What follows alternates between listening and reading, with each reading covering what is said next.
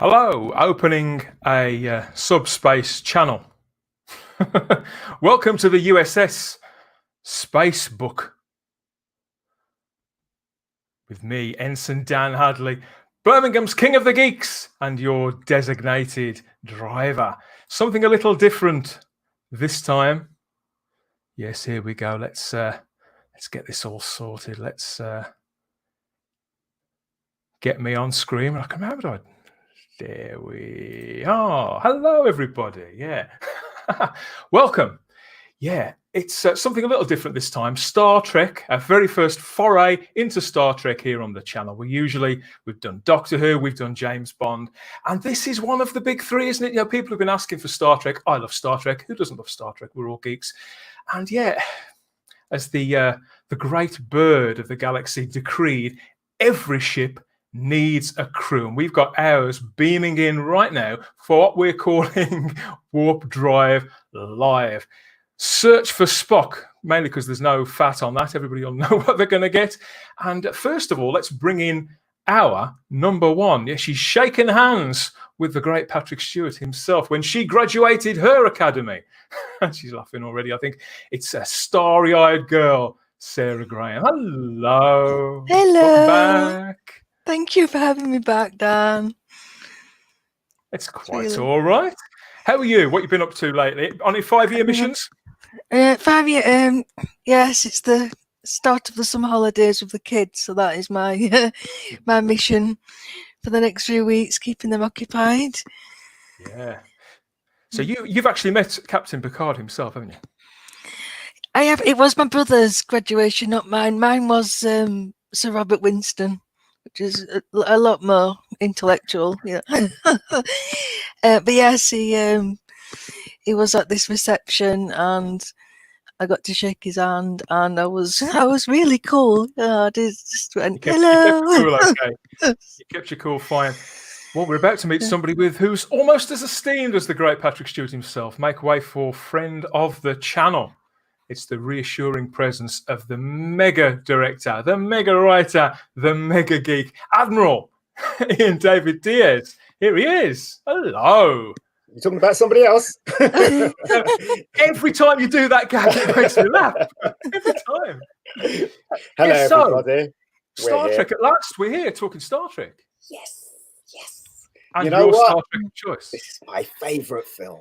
My favourite Star Trek film of all time. What can I say? Of all those Star Trek movies. But I think the most important question I have to ask you is, if you were an admiral, would you go for the tunic or the smock in Starfleet? The tunic, I think. The tunic. Yeah, What's that? I don't know. They just look better. easier to clean when you're eating biscuits in bed. Yeah, absolutely, absolutely. But next of all, we've got this gentleman. He's a lifelong Star Trek fan, a bit of a speed demon, and a master strategist here. And his name's Mr. Brown, and he's going to tell us where he's beaming in from now. Hello. Hi guys. How are you all? Yes. I'm Ian, Mr. Brown. I'm the fanboy Star Trek. You know, I've loved it all my life, and I'm just here to enjoy the ride, as it were. Celebrate and enjoy.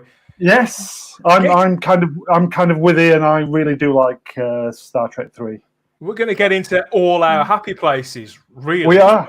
We're going to sort of overturn the whole stone of Star Trek 3 and really sort of celebrate it. And we might find a few things to poke fun at, the way we always do on the Spacebook, let's be honest. But yeah, I'm sure it's going to be fun, because let's be honest, these have been dark times we've been living in, and yes. And Star Trek itself has been a bit up and down, but yeah, we'll get there. We're gonna go back to the 80s now, and we've got more people to add to the stream. Yeah. Wait a second. This is a very specific topic, isn't it? I mean, the idea is that Star Trek movies, they've got this legacy, haven't they? That people say that the odd-numbered movies aren't very good. It's the curse of the odd-numbered movies. Yes. And I went to see this film at the cinema when I was 11. I left the cinema. I didn't feel disappointed whatsoever. And this is something that hit me over time. And the more you interact with other fans, the more you sort of get a feel for what the general mood is. out there. Plenty of people seem to like it. Plenty of people don't. But I think that there's somebody here that we've got now. I'm about to beam in, who I think is going to be able to add some sort of faster than light reasoning as to why there's all this conflict about it in the Star Trek community. It's the sage-like figure of director, writer, and I think sometime actor as well. I'm delighted to welcome Robert Meyer Burnett to the space. We are not worthy. We are not worthy. It is a tremendous honor to be here. Thank you very much. I mean, you know, anybody who's gonna, especially from people across the pond, like you lovely people are, asking me to talk about Star Trek is really twisting my arm. You know, it's something I've been talking about since I was 5 years old, and I hope to never stop.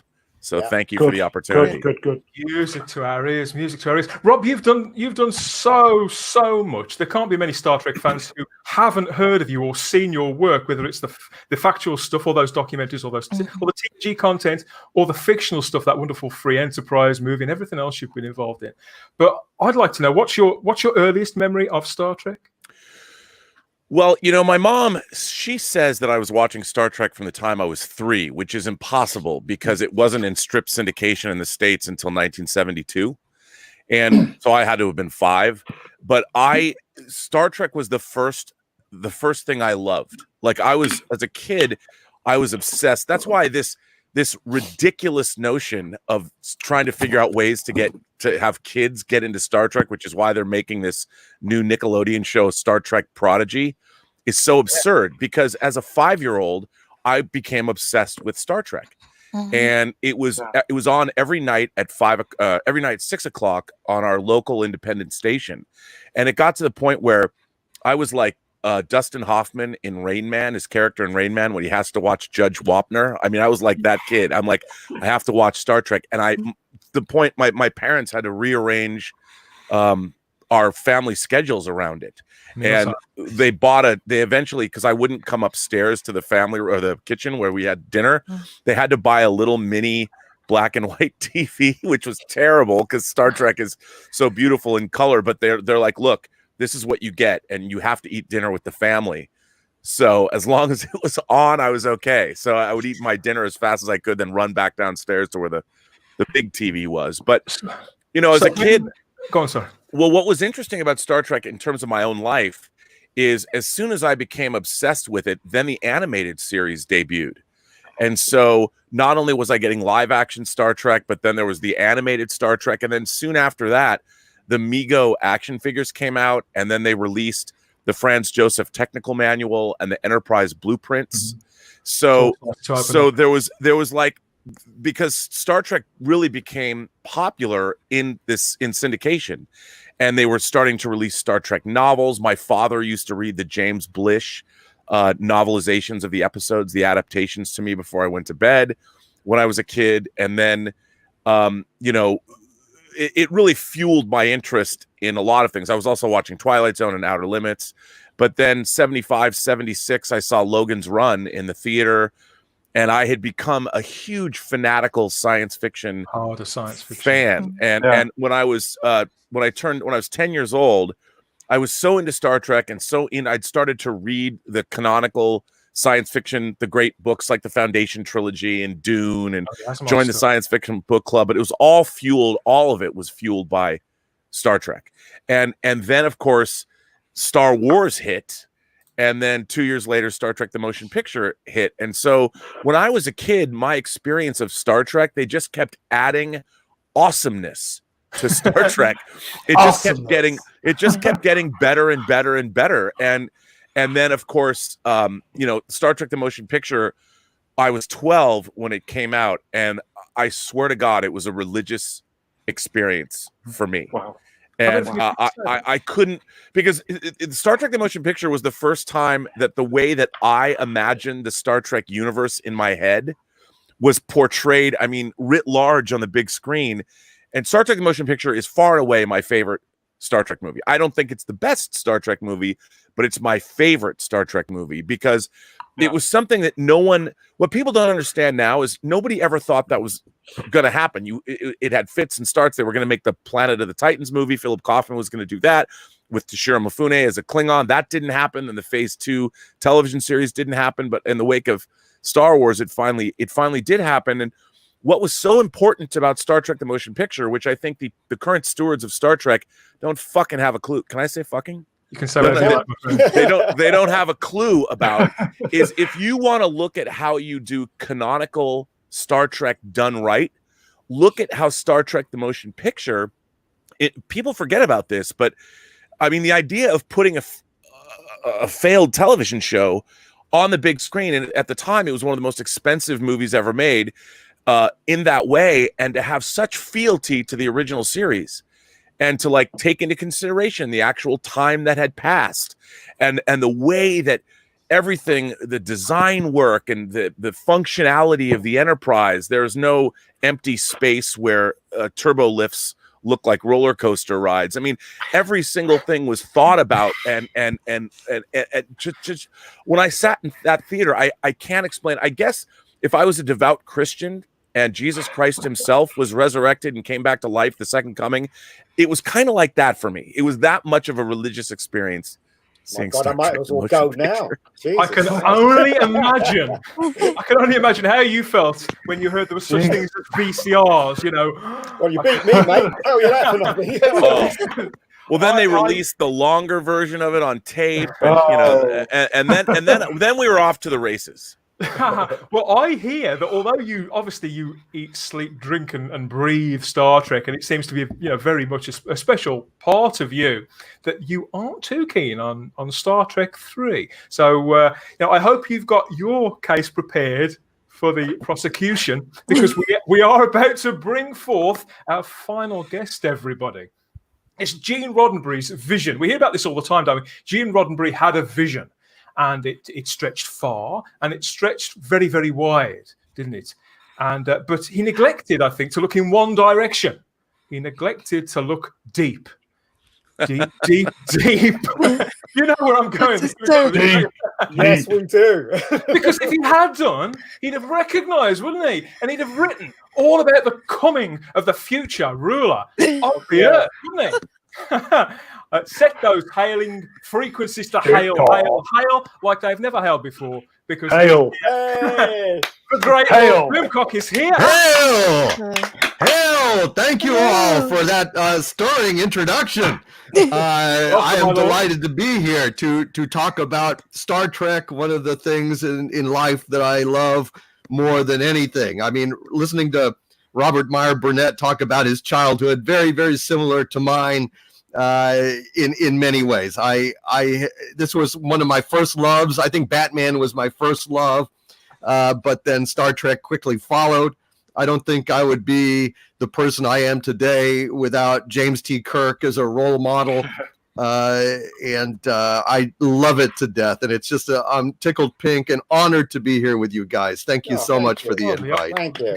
It's ours, my lord, because I've heard you speak before about your devotion to Star Trek, and I found it, all joking apart, I found it very, very moving, and how you spoke about William Shatner and all this sort of thing. I could see what it really, really means to you. And although, I don't know what the cinemas were like at the centre of the earth back in the late 70s. Did they have them? You got there, you're up on the films. But how did you feel when the film started to come out? Was it a similar story for you as Rob was just explaining? Oh, not quite, unfortunately. I don't look, I have come to have a great deal of respect for Star Trek the Motion Picture. In particular, I think one of the great things about Star Trek the Motion Picture is how it genuinely and permanently evolved the character of Spock. I mean, at the end of that movie, he says, Jim, it doesn't know anything like this simple feeling of holding your hand in sickbay. And by God, that stuck, because in Star Trek II, Wrath of Khan, Spock now has this kind of centered peace with his human half somewhat reconciled. Like, he is no longer ashamed, I don't think, of feeling friendship and humanity from his mother. Boy, that's a rare movie where the characters, I mean, it's one of the few times in Star Trek history where a character actually evolved and stayed evolved.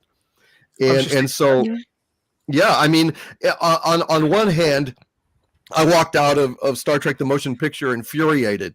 I had skipped school to go see it. and I was like, I waited years for this. What the hell was this? Because I mean, Kirk was cold. I mean, they were coming together after a while, and it reflected. I think Robert Meyer Burnett would. Can I call you Robert or Rob? Please. It's so funny. Everybody calls me Rob, just Rob Burnett. The only reason I use my middle name professionally is because when I was first credited, when I worked on this movie called Leatherface, the Texas Chainsaw Massacre 3, there was another Rob Burnett that produced the late night talk show host David Letterman's show. So there was this. They don't want you to have like the same name in credits as other people have. So I was actually asked, can you not use Rob Burnett? And I went, okay, well, I'll use my middle name, I guess, which sounded pretentious and stupid, Robert Meyer Burnett. But Meyer was my grandfather's first name. So that stuck. So professionally, I've been Robert Meyer Burnett, but nobody calls me that. People just call me Rob. Okay, Rob. I did not want to demean your dignity, or in any way, but yeah, I think that the motion picture is groundbreaking in that way. Do you sense that was a huge and permanent shift in Spock's evolution at the end of that movie? It was a bit, right? It was. Well, especially in the director's cut. Yeah. Because in the director's cut and then the ABC TV version, when you saw Spock actually shed a tear on the bridge, he's crying and he says he weeps for V'ger as he would a brother. Right. And I think that what the thing about Star Trek: The Motion Picture is the original Star Trek series is almost like an anthology show in the sense that you never knew what you were going to get from week to week. Sometimes you would get a very horrific episode, whether it was something like Devil in the Dark or Obsession, or you would get a very thoughtful show or a philosophical show. And what I've always looked on as Star Trek: The Motion Picture, I've looked on it as one of the episodes that I would consider like the Doomsday Machine or the Immunity Syndrome, where these are really dark, dealing with dark concepts. They're very fatalistic. You've got, star systems destroyed, billions of people dead. And I see Star Trek: The Motion Picture as a version of one of those episodes.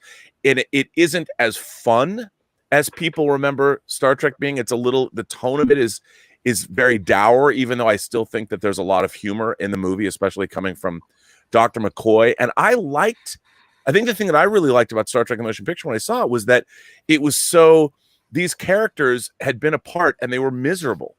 All of our Kirk, Spock, and Kirk were miserable, and in coming together, they were all on their. I mean, McCoy's off studying Fabrini medicine, and Spock fails the Colinar, and Kirk, they're all mired in bureaucracy somehow, aren't they? And bits of paper. And it was interesting because you'd never seen the characters that way.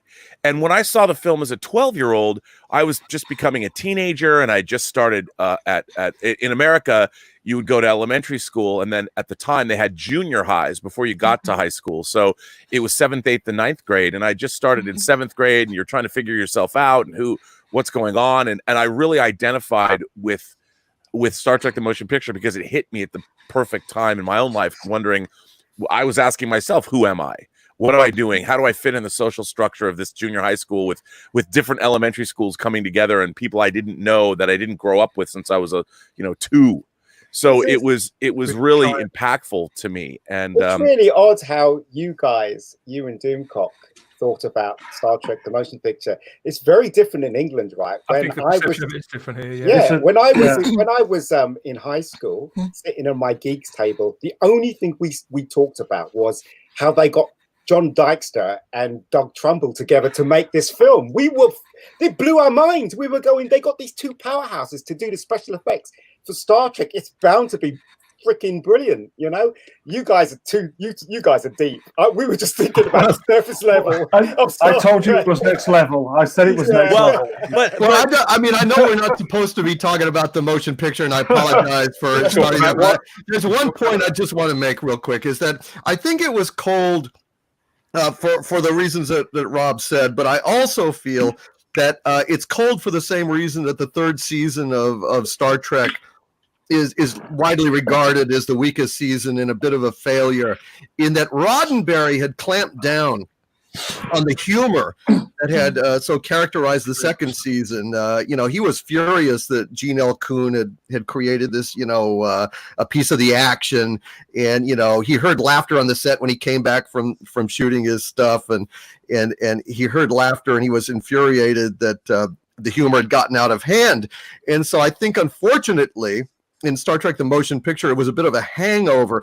People credited or blamed Fred Freeberger for coming in and ruining the third season, because it was so stiff and everything. But that was by Roddenberry's directive. He said, I want more formality on the bridge. I want I think somebody that's the ghost of Gene Kuhn there. He's come back. Taking out Gene Kuhn. Well, while we're on the subject of great people and people coming together, Ian David Diaz, you have indeed met Rob Burnett before, haven't you? Do you want to tell us about that? I hope I was nice. No, we met in Cannes, would you believe? Oh my God. You were really nice to me. I had my first feature film called The Killing Zone out there, and you gave me that cap, and you invited me to the screen. You invited me to the screening of Free Enterprise, and I was so happy because Shatner came up on stage, and the Shat came on stage, and I was like, wow. Do you know what I mean? And we had a good talk, me and you. We were on the beach, and we were talking, and you gave me I'm looking at this picture. Do you know that where we were on the beach, do you know that this was actually in a movie? The party that we're at, I'm looking at this picture. There's a filmmaker that I really don't like very much. I mean, I don't know him personally, but I don't like his work. His name's Henry Jaglom, and he made a movie called Festival in Cannes. And you might even be in it. We're like in the background because they were shooting it at this party, and Maximilian Schell and Shatner met. They were in Judgment at Nuremberg together, and he hadn't seen him in like 40 years or something. Well, that's good to know. I mean, you were actually in Cannes. I mean, it's so funny when I tell people that we were at the Cannes. We went to the Cannes Film Festival with Shatner. Now I got to tell you the story. So Shatner, I love William Shatner. I mean, I've loved William Shatner my whole life. I think we all do. I love William Shatner, but this is the best. So William Shatner goes, I'll go to the Cannes Film Festival and promote the movie, but you have to fly me on the Concorde. And we're like, okay. If you don't get Rob. And we did. I mean, people are like, what's the Concorde? It was a supersonic jet. It doesn't fly anymore. But Shatner did. He came to Cannes. It was amazing hanging out at the Cannes Film Festival with him. It was just, I mean, when I try and tell people that, people are like, come on, that didn't happen. Now I was going to say, when you gave me that cap, right, I've directed about 5 feature films, and I've always wore that hat. Everybody kept asking me, what is that? What does that mean? And I kept saying, it's a film with William Shatner in it. And people are like, yeah, all right. And I wore that cap until it fell apart. It literally fell apart. But, as I am honored.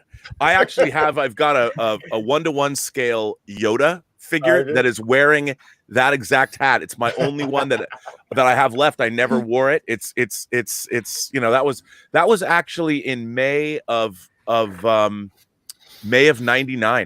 1999. Wow. But you were really nice to me because you said, "Oh, when you come and see my film?" And I was like, "Well, what is it about?" And then you went, "We got William Shatner in it." And I went, "I'm there, mate. I'm there." And you gave me the cap. You were like, "Take this." I was like, "Okay." So well, really it's good. That's this is a great story. I love that cap. The cap looks good on you, man. Man, yeah. Hey. It's a long time ago that was, but hey, we were hoping you'd got a whole load of them stuck somewhere in a drawer, and you're going to send him a replacement out. You know what? I should, because I think I might have one. Oh, cool. I might have an extra one. But it's not perfectly brand new, but it's close. Right. Okay. But I loved that cap until it fell apart. Oh man, I was so sad when it fell apart. Oh. Well, that's so cool. What a great story. I was worried. Like, did I say something rude? Was I? No. Not at all. Not at all. Oh my God. Okay. Well, right. Well, here we are. We'll get into it now. Get into Star Trek. Get into the film itself. Star Trek itself. After we've had our introductions here, Star Trek doesn't need any introductions to anybody, least of all any of you. We've just heard the hugely successful, lucrative, and historically significant science fiction franchise like no other, really. I mean, I know that Doctor Who's been around longer, but of course, it didn't go international for a very, very long time. And we're going to go back to a very specific time in its history, though. We're going to go back to the mid-'80s, which is very much my favourite decade generally. But Star Trek itself was sort of on the threshold, wasn't it, of an explosion of new productions. All this, I think they call it the golden age now, don't they, in hindsight? All that succession of shows, one after the other. But of course, it was all originally created, as Rob's just been saying, by Gene Roddenberry in the mid-'60s. And he had a very clear vision, didn't he, of a show that he was fighting to bring to the audience and sci-fi that would inspire conversation. And sure enough, it did garner this huge, unheard of devotion, which we've just heard in several of the panel here. And I certainly feel very, very strongly about it. It's sort of come to me quite slowly over a period of time, watching on BBC Two, where we sort of get the same episodes dripped out to us over and over again. But it's science fiction that inspires all of this legacy material that we're still getting to this day, but obviously in other franchises too. Star Trek 3 follows after the hugely successful Star Trek 2, which had turned around the fortunes for the franchise, hadn't it? It was a much lower budget film. They'd got a very sort of clear directive where they wanted to go. I think it was developed by the TV department, wasn't it, Rob? Yeah, Harv Bennett. There's a whole story behind that. Harv Bennett devised the story for that one and this one, didn't he? He wrote the script to this one, I believe. So it's a step up. But if you remember, it's also the one where Leonard Nimoy became a director for the first time. Now, I'm not quite sure, and I've never really been sure, because you hear a lot of stories about this, how this came about, who was leveraging who, and what was at stake. Was Nimoy always going to go back to the Spock character? Because it does seem like they always intended on bringing him back to life. There's a shape to the whole, we now call it a trilogy, don't we? But at the time, I just wondered how aware were they of where they were ultimately going with this when they started out. So perhaps we can shed some light on that along the way. But if you've not seen Star Trek 3 for a while, I've got a little summary here. Admiral James T. Kirk's defeat of Khan and the creation of the Genesis planet are empty victories. Spock is dead, and McCoy is seemingly being driven insane. An unexpected visit from Sarek, Spock's father, provides a startling possibility. Could McCoy be harboring Spock's living essence? With one friend alive and one not, but both in pain, Kirk attempts to help his friends by stealing the Enterprise and defying Starfleet's Genesis planet quarantine. But the Klingons have also learned of Genesis and are racing to meet Captain Kirk in a deadly rendezvous. Yeah, I think this is the first time I was ever really aware, everybody, of a director being appointed and of it being a big deal. I didn't know what a director actually did by this point, Rob. Ian, sorry. That's all right. I knew it was a big deal. So was this a hard-fought position for Nimoy, Rob? How did it all come about as you understand it? Well, I've read a lot about Star Trek, and in a nutshell, Leonard Nimoy did not want to come back. I mean, the end of Star Trek 2 that was shot up in San Francisco in Golden Gate Park, and then was something that Nicholas Meyer did not want in the film, and this was something that the studio had to leave an opening. They figured they had to do that, so they have this ending where Spock's burial photon torpedo casing soft landed on the Genesis planet, because there are always possibilities, Spock said. So they left that in Star Trek 2. Nimoy was not going to come back to the franchise, but he did want to direct. So he said, look, I'll come back, but you have to let me direct Star Trek 3. And that's what he did. And I think that was a very smart move on his part, because you know, I mean, I think Star Trek 2 was such a fitting end. It was the first time I ever cried in a theater, by the way. It was such a fitting end to that character. Ever? Even Disney's in the 70s, maybe? Oh yeah, no, it was the first time I ever cried in a movie theater. I couldn't, and it wasn't when Kirk died. It was when Spock died. It's when Kirk's delivering the eulogy, and he stumbles over his words because Kirk was my hero, you know. And of all the souls I've encountered in my travels, his was the most human. I lost it. I lost it. Beautiful. And so I think that's what happened. And I think that was a smart move on Nimoy's part. He did a good job, Nimoy. A really good job. After watching it again yesterday, you know, there's some really good directional stuff in the movie. You know, it wasn't like he was doing A to B shots. He was really putting himself out there as a director. You know, so you know, kudos on him, mate. Kudos on him. I think the scene between Sarek and Kirk, when Sarek mind melds with Kirk, is one of my favorite scenes in all of Star Trek history. Yeah, it's beautiful, isn't it? It's haunting, but it's tender as well. Very, very intimate. It almost feels like you shouldn't be watching it at a certain point. It's that up close. It's that, I wouldn't say it's sexual, not for a moment, but it does feel deeply, deeply personal. And you know, obviously Kirk is allowing him to do that. But the vulnerability in a character that we've always seen as being really the ultimate hero, really the boy's adventure hero out in space. When I think back, go on, sorry, Ian. No, I just had this thought in my head. I'm really stupid at actually saying stuff that's in my head. I should stop doing that. But I was about to say, we all should stop doing that. Yeah. Oh, X used to say that to me. But I was about to say that Chekhov had the worst costume. You got a bit. Chekhov's costume. Oh yes, little piper boy. You look like Like Tom a baby's costume. There are many egregious crimes that Star Trek 3 perpetrated against the fan base. It should be eating a pie. That's what it should be doing. Come in the pie.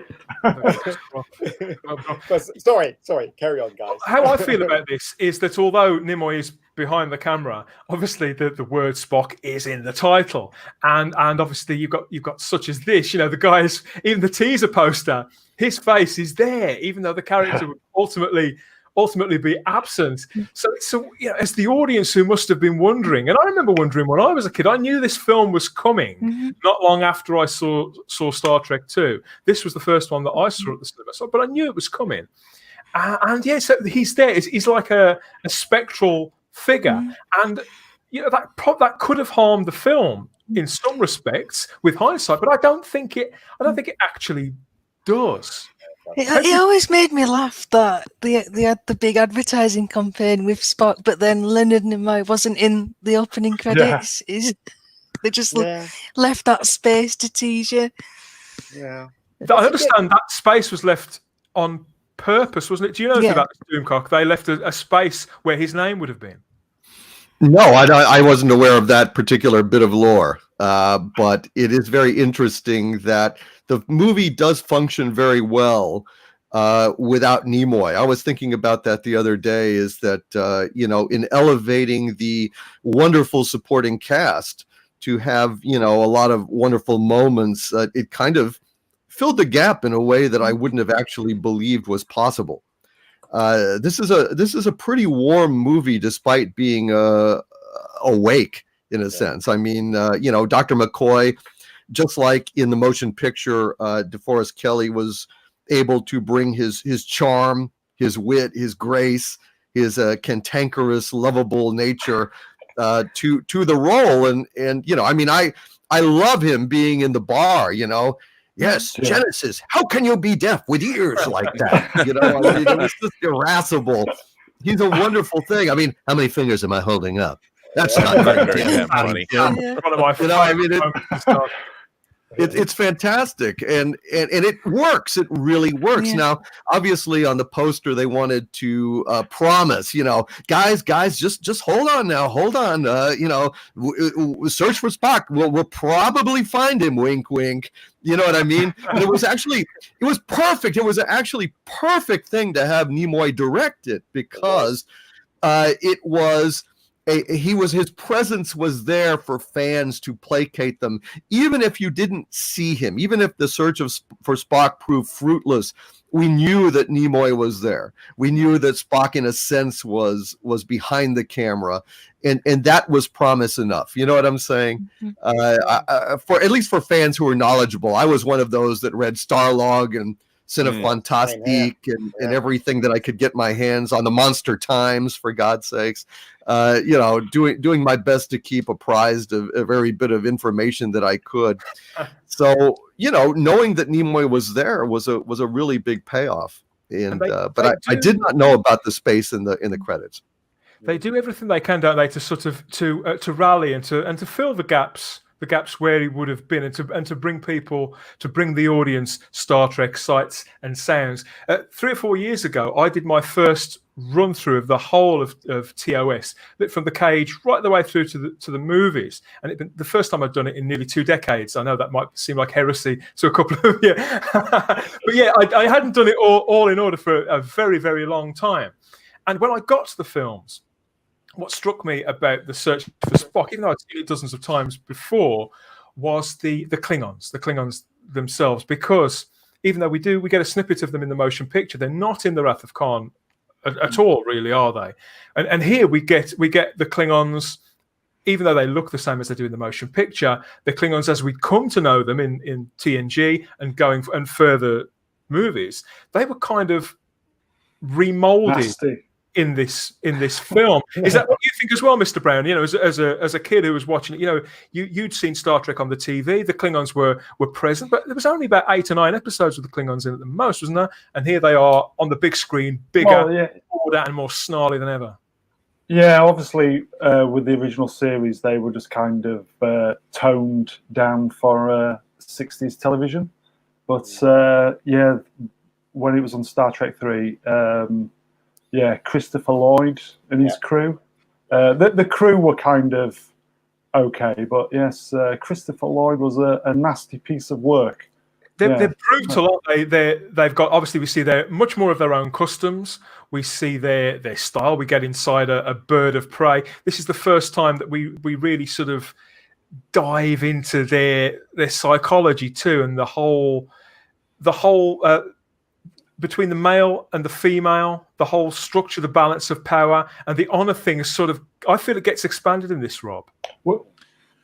Yeah, I mean, look, here I have to preface everything I say about Star Trek 3 is through a prism of, I had read Harv Bennett's original outline. He wrote a story outline for this movie, and it was a little different than what was shown on screen. And the 2 major differences is it was about the Romulans instead of the Klingons. Okay. And the Romulans, when they found the Genesis planet in the original script, the Romulans sneak over and they start a mining operation on the Genesis planet because it's rich in dilithium. And this mining operation, people are being picked off. The Romulans are being picked off one at a time by feral Spock. That's why it's a bird of prey.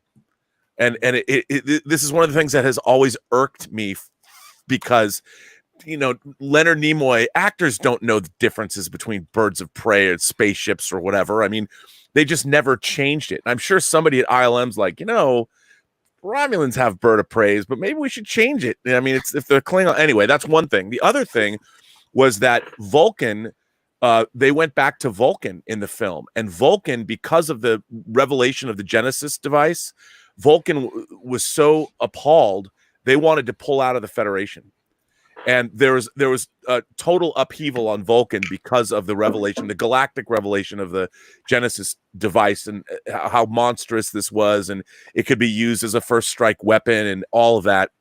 And the scene with Sarek happened on Vulcan amidst all of this political turmoil. So they actually were on Vulcan, and the script was a lot more. It was bigger. It felt bigger, or the story was bigger. That's and a lot of texture to leave behind. Yes, and I feel that the movie, as it was given to us, the final version of Star Trek 3, is significantly dumbed down from what I originally read, and it's always irked me about the Klingon, the bird of prey, the ship, which became I mean, it was used so much in Next Generation with different sizes, and it was never supposed to be a Klingon ship. You know, they didn't have a bird to prey. They've got the It was patterning. Romulan, wasn't it? Yeah, Romulan. Yeah, it was a Romulan ship, and they never yeah. bothered to change it. And here's the thing: I mean, God love actors, but you find out over the course of life that the actors in Star Trek will never understand. I knew this talking with Shatner directly. As much as William Shatner has tried to understand what it is about Star Trek, no actor in any movie can ever watch a movie or a show that they're in, and they can never connect with it the way an audience would, because they've made it. You know, just like a director, we will never understand, like if you've made something, if an audience member connects with it in a deep way, they'll never get it. They'll never understand. And there's no way they could, because they made it. So if you've made something, you've been on set every day, you can never watch something without thinking about what you put into making it. So I think even when we were doing Free Enterprise, it was bewildering to William Shatner. Even though he's written books about this, he tries to understand it, but I don't think, I mean, he's come to understand it because other people have told him. But I don't think he really internalizes how much people love Star Trek. And like, you know, you were talking about talking about Dykstra and Trumbull coming, like, people, that was really cool. And I think that a lot of people, you know, they just don't understand the fervent fan base of Star Trek. And I think that there's a lot of people like working on Star Trek now. The people that are making Star Trek now, they're trying to do the best job they can, and they don't understand why the fan base or a lot of the fan base has rejected their shows. Like, they don't know, you know. So with Star Trek 3, I wanted it to be better than it was, and I was expecting a much more epic film that had greater scope and more political intrigue. I mean, the story's basically the same, but it was those added details. There was the fact that the Genesis device had caused this galactic. I mean, you get a little bit of it when the Admiral says, "Well, when Genesis has caused a galactic controversy," you know, and you get a little bit of that, but it was much more epic, and they dealt with that much more. And the whole idea of life from lifelessness, and Spock coming back to life, was much more prevalent in the story that I had read. So I was a little disappointed overall in the whole movie, and I think that I felt that way my whole life. I think that theme does very much survive in the film that we got. I think it has got a wonderful shape to it, and it is strangely life affirming like that. Ian, you were talking. Sorry, go ahead. But you know, you were talking. We've been speaking off mic about this for so long now. But substituting the Romulans from the Klingons, from the viewer's point of view, do you think they made the right call there? I personally, I love Robert. I love him, but I think you're completely wrong here. I think they did the right thing for this movie. They did the right thing for this movie. They pushed everything down, because let's face it, right? You know the history of Star Trek. They never gave them the right budget ever for any of the movies. You know, right. When it came to, you know, Wrath of Khan, they dumbed down the budget. When it came to this one, they dumbed down the budget. So to have all that stuff in it, I guess you need more money. But they had to deal with what they had, right? And as far as I'm concerned, right, Star Trek 3 is the best Star Trek film out of all the original Star Trek cast, I think, personally. And the reason why I say that is because it was the only film that I was using a small portion of my seat. I was always on the edge, because the stuff that happened in that film made me go, what? Yeah. You know, when his son died, when the Enterprise blew up, when they stole the Enterprise, all that stuff is brilliant, and the writing is brilliant. I paused there. It was boy's own for a teenage boy. That was boy's own stuff, and we were just. I mean, if they put the stuff in with what you said, Rob, it would end up like one of the Star Wars movies where they had too much politics in there. Do you know what I mean? You really need to shape it for the. If we got more runtime, though, Ian. You know, I don't look. I think that basically one of the most important things about any Star Trek movie is the characters. It rises and falls on the characters, in my opinion. The political aspects, the complexities of plotting, are not really that germane. What I care about, at least in the original series, is seeing Captain Kirk Mr. Spock and Dr. McCoy and the rest of the gang having their adventures. That's one of the reasons why I love Star Trek V so much and so unapologetically. There you go. It's because when I came out of that, I thought, well, you know what? There was a lot of great moments in there, a lot of great character moments. So some of the humor was too heavy-handed, like Scotty running into the pipe and everything. But I subscribe to the interpretation that Star Trek V is largely Captain Kirk's dream by the fireside in Yosemite. Yeah. I mean, they even sent it off, life is but a dream.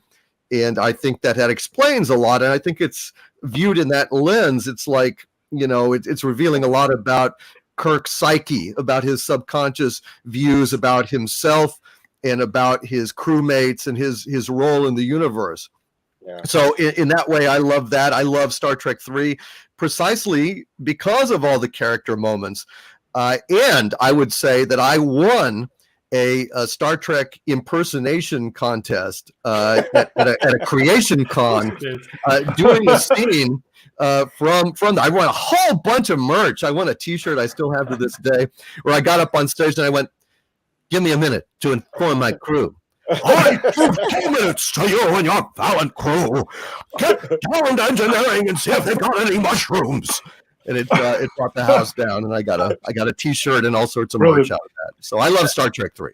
So how do you feel? How do you feel then, Doomcock, about there's a scene in this which is a shameless take on the Star Wars cantina sequence, isn't it? Yeah. Where McCoy goes to that bar, he wants to charter transport, doesn't he? He wants to get away. He wants to get to Genesis, and we've got like the kisses to the law there. We've got Tribbles, we've got various. We've got Grace Lee Whitney's in it as well, isn't she? We've got little things like that. Yeah. Things like that. Can you never get too much of that, Doomcock?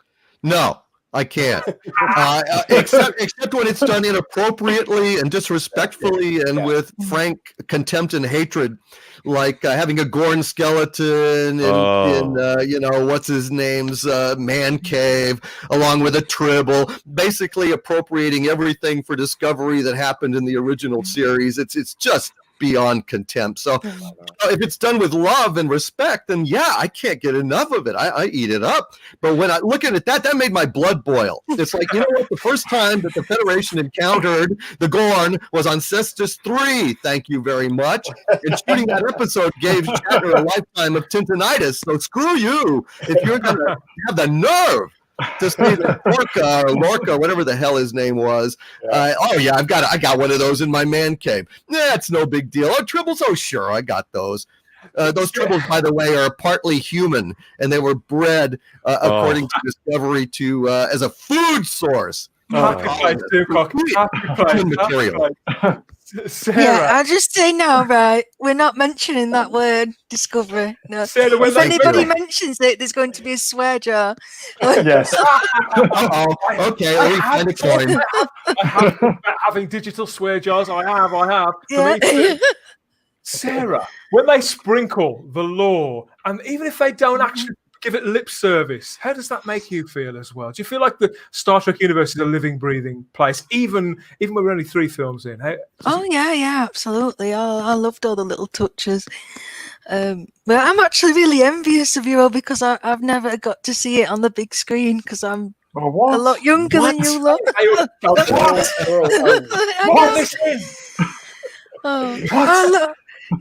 have the. I've seen the motion picture. I've seen the motion picture on the big screen when it was the anniversary, but I've not. Right.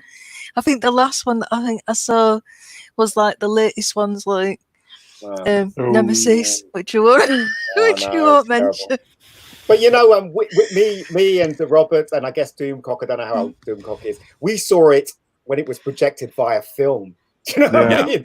With all the specs and stuff on it, and the film I'm not that young. I do remember film. Oh, you do? Well, there are things, in Star Trek 3, I thought ILM, unlike Star Trek 4, but ILM's work was absolutely beautiful. When you see the Enterprise, the shot of the Enterprise pulling up to space dock in Earth orbit is one of the most gorgeous model visual effect shots I think ever done. And it was the last time that I really liked the design. I thought, for instance, the Reliant in Star Trek II was a great design. I loved the Grissom, the science vessel, the Grissom, and I did like the design of the bird of prey. And I mean, the Excelsior, I never understood how people embraced it. I know Captain Sulu by Star Trek VI is captaining the Excelsior, but it was designed to look kind of goofy. Yeah, you know, it's not it's so funny how it later, because one of the things about, I think one of the reasons that they brought Klingons into Star Trek 3 was they actually had the costumes. And as a cost-cutting measure, they're like, well, wait a minute. If we're going to have a Romulan crew, we have to design all these costumes. They're going to look too similar to Vulcans. People are going to wonder, you know, that don't know. Let's make them Klingons because we already have these beautiful armored costumes from the motion picture. So that was, I think, a no-brainer. Is it also? Yeah, not only that, but the bridge. They've got the Klingon bridge. Yep. You know, I mean, they can basically adapt it. Yeah, I mean, these are real life production decisions that kind of shape these things. I know that Roddenberry was very vociferously objecting to a lot of things in Star Trek 3, including the destruction of the Enterprise, especially the destruction of the Enterprise, because Roddenberry felt marginalized already after Star Trek 2, Wrath of Khan. And he felt doubly so on Star Trek 3 because now they're destroying the Enterprise. And his point of view was that, and there was some validity to this, that Bennett he was of the attitude of, well, we're going to blow up the Enterprise, and then at the end of this thing, we're going to go ahead and put the crew on the Excelsior and just let them fly the Excelsior. And that did not go over well with Roddenberry. It's like, okay, so basically I had nothing to do with creating the Excelsior, and you're going to take the Enterprise, which is basically at the heart of Star Trek, and you're going to blow it up, and then you're going to move on without me. He was furious, and I can understand why. Just looking at Lord Throff's comment here. So he says, I saw Star Trek 3 at the drive-in for the first time. Can you imagine everybody seeing that on an outdoor screen against the backdrop of stars? I mean, I don't know if drive-ins are actually like this, everybody, because I've never actually been to America. I've never been to a drive-in. Just the ones that I see in other films. Maybe they're not actually like that. Maybe they're around the back of buildings and things like that. I don't know. But I imagine the screen against the starry sky, kind of like our backdrop is now, and seeing the Enterprise go down and all those other special effects would have just been even bigger somehow, as if the canvas, the screen was much, much larger than you could ever see. I think that the special effects in this were amazing. I think that the effects work in Star Trek 2 was just beautiful when the Reliance and the Enterprise are going one-on-one. Really, you never know what's coming next. So to go one up from that, and I do think that Star Trek 3, it does go one up for it in the effects department for me. I think you get a bit of everything here. Production, the texture that we don't get, that Rob was explaining about the script, I think we do get in the effects, in the production design. Well, they did some interesting things, like you see the merchant vessel that Volcris is on before, when that's bringing the Genesis tape, and that was something else. I always loved it when they would expand the Star Trek universe in interesting ways, and we'd never really seen, I mean, you'd met people like Harry Mudd or Cyrano Jones. You knew that there was a class of traders, merchants. And if you played Star Trek role-playing games, there was even a module called Trader Captains and Merchant Princes. But it was really cool to see that merchant marine, or not merchant marine, but that kind of rust bucket ship. Even that was cool.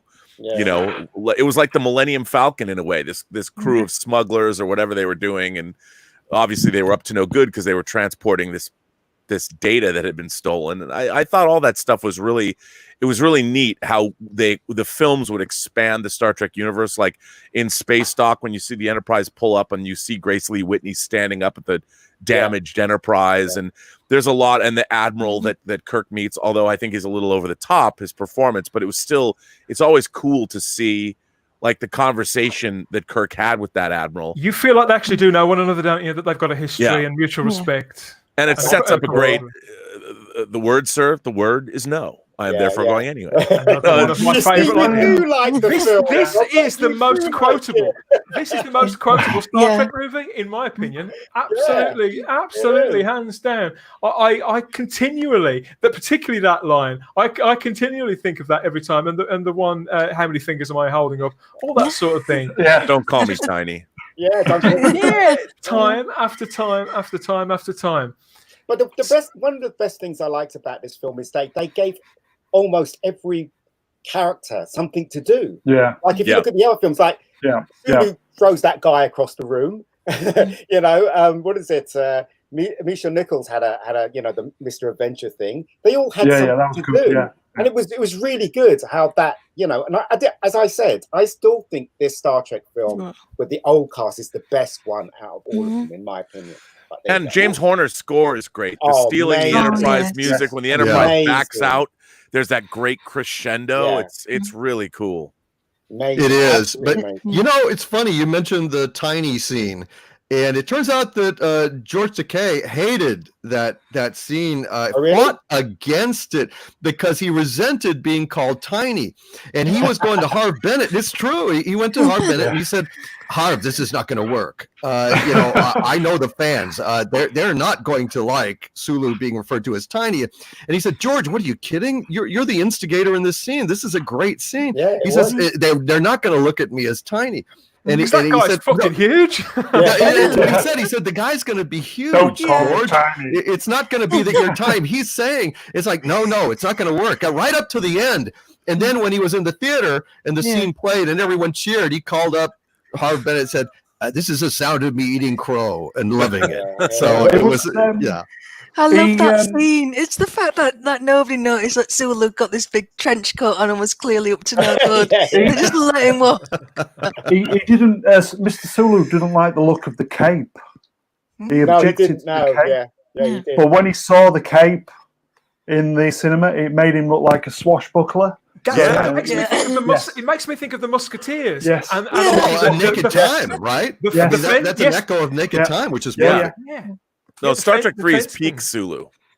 Yeah, exactly.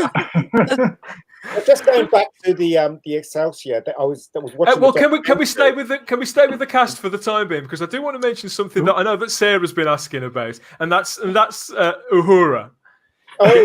Staying flying crew. Yeah, that's Uhura, because although she doesn't get a huge amount of screen time in this, when she is on screen, she's great. Yeah, she's absolutely fantastic, and then memorable moments. So I mean, in my opinion, it's better to have 2 or 3 killer scenes like that and to be absent for the rest of the film than to trail around, because I think the only one who really comes off not badly, but the only one who probably doesn't get served by it is Chekhov, is Walter Koenig. I can't really remember a great deal of what he says. He's there and he's as warm as his ever. His outfit. He's become about a bad outfit. That's what. Is it just pies? Is it just a case of it's such a big cast that there's always going to be somebody who you're not going to be able to serve well, Ian? I guess. Yeah. I mean, I guess. He got it made up for, more than made up for, in Star Trek 4, though. The nuclear vessels is perfect. I know that's what I said. He did. Vessels. The nuclear vessels. Vessels. But I'd also like to talk about Robin Curtis as Savick, because obviously the main, apart from Leonard Nimoy, obviously the other absentee from Star Trek 2 is Kirstie Alley as Savick. She made a huge impression in that role, hadn't she? It was almost as if she'd always been there. Quite a sophisticated performance from a very young actress. I thought great chemistry with Nimoy, and by the end of the film, she just seemed like she belonged. But here we have Robin Curtis instead. I've always liked Robin Curtis in this role, but I understand she's nowhere near as popular. Is that true, Doomcock? What do you think? Yeah, no, I think it's true. I that was one of the great regrets of Star Trek 3. For Rob, it's the dropped script elements, which would have added a lot of depth. But for me, Kirstie Alley was Savick. Robin Curtis did a perfectly fine job, but Kirstie Alley, good God, it's like, as McCoy said, a wonderful thing, that Romulan ale in that elevator, right? I mean, she took my breath away. I mean, I could feel Shatner's discomfort, Kirk's discomfort being alone in that turbo lift with her hair down. I mean, good God, she was fantastic, and it's just a damn shame. And it all came down to money.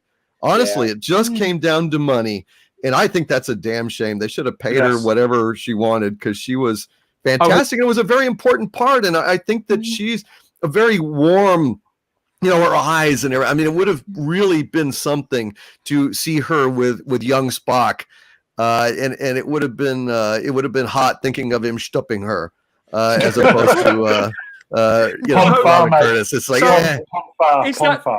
Is that true then, Rob? Was it more a case of they wouldn't meet her demands money wise? That's kind of what I've heard as well. And another thing about her is that she, you know, her character was supposed to be half Romulan, half Vulcan, and she's doing kind of the same. That's why Spock identifies with her. There was more of a relationship there, and you know, they wanted to bring Nicholas Meyer wanted to bring her back in Star Trek VI. And couldn't do it. And I think the thing that's always bothered me about Robin Curtis is she's playing it so straight. And I mean, I don't even know if Nimoy, it's not canonical necessarily that Saavik, because they never mention that in the finished film, but it's a lot of, you know, Vonda McIntyre's novelization and that kind of thing. But I think that her performance is really one note. And like Doomcock said, I would love to have seen Kirstie Alley play that part with we all would. Young Spock.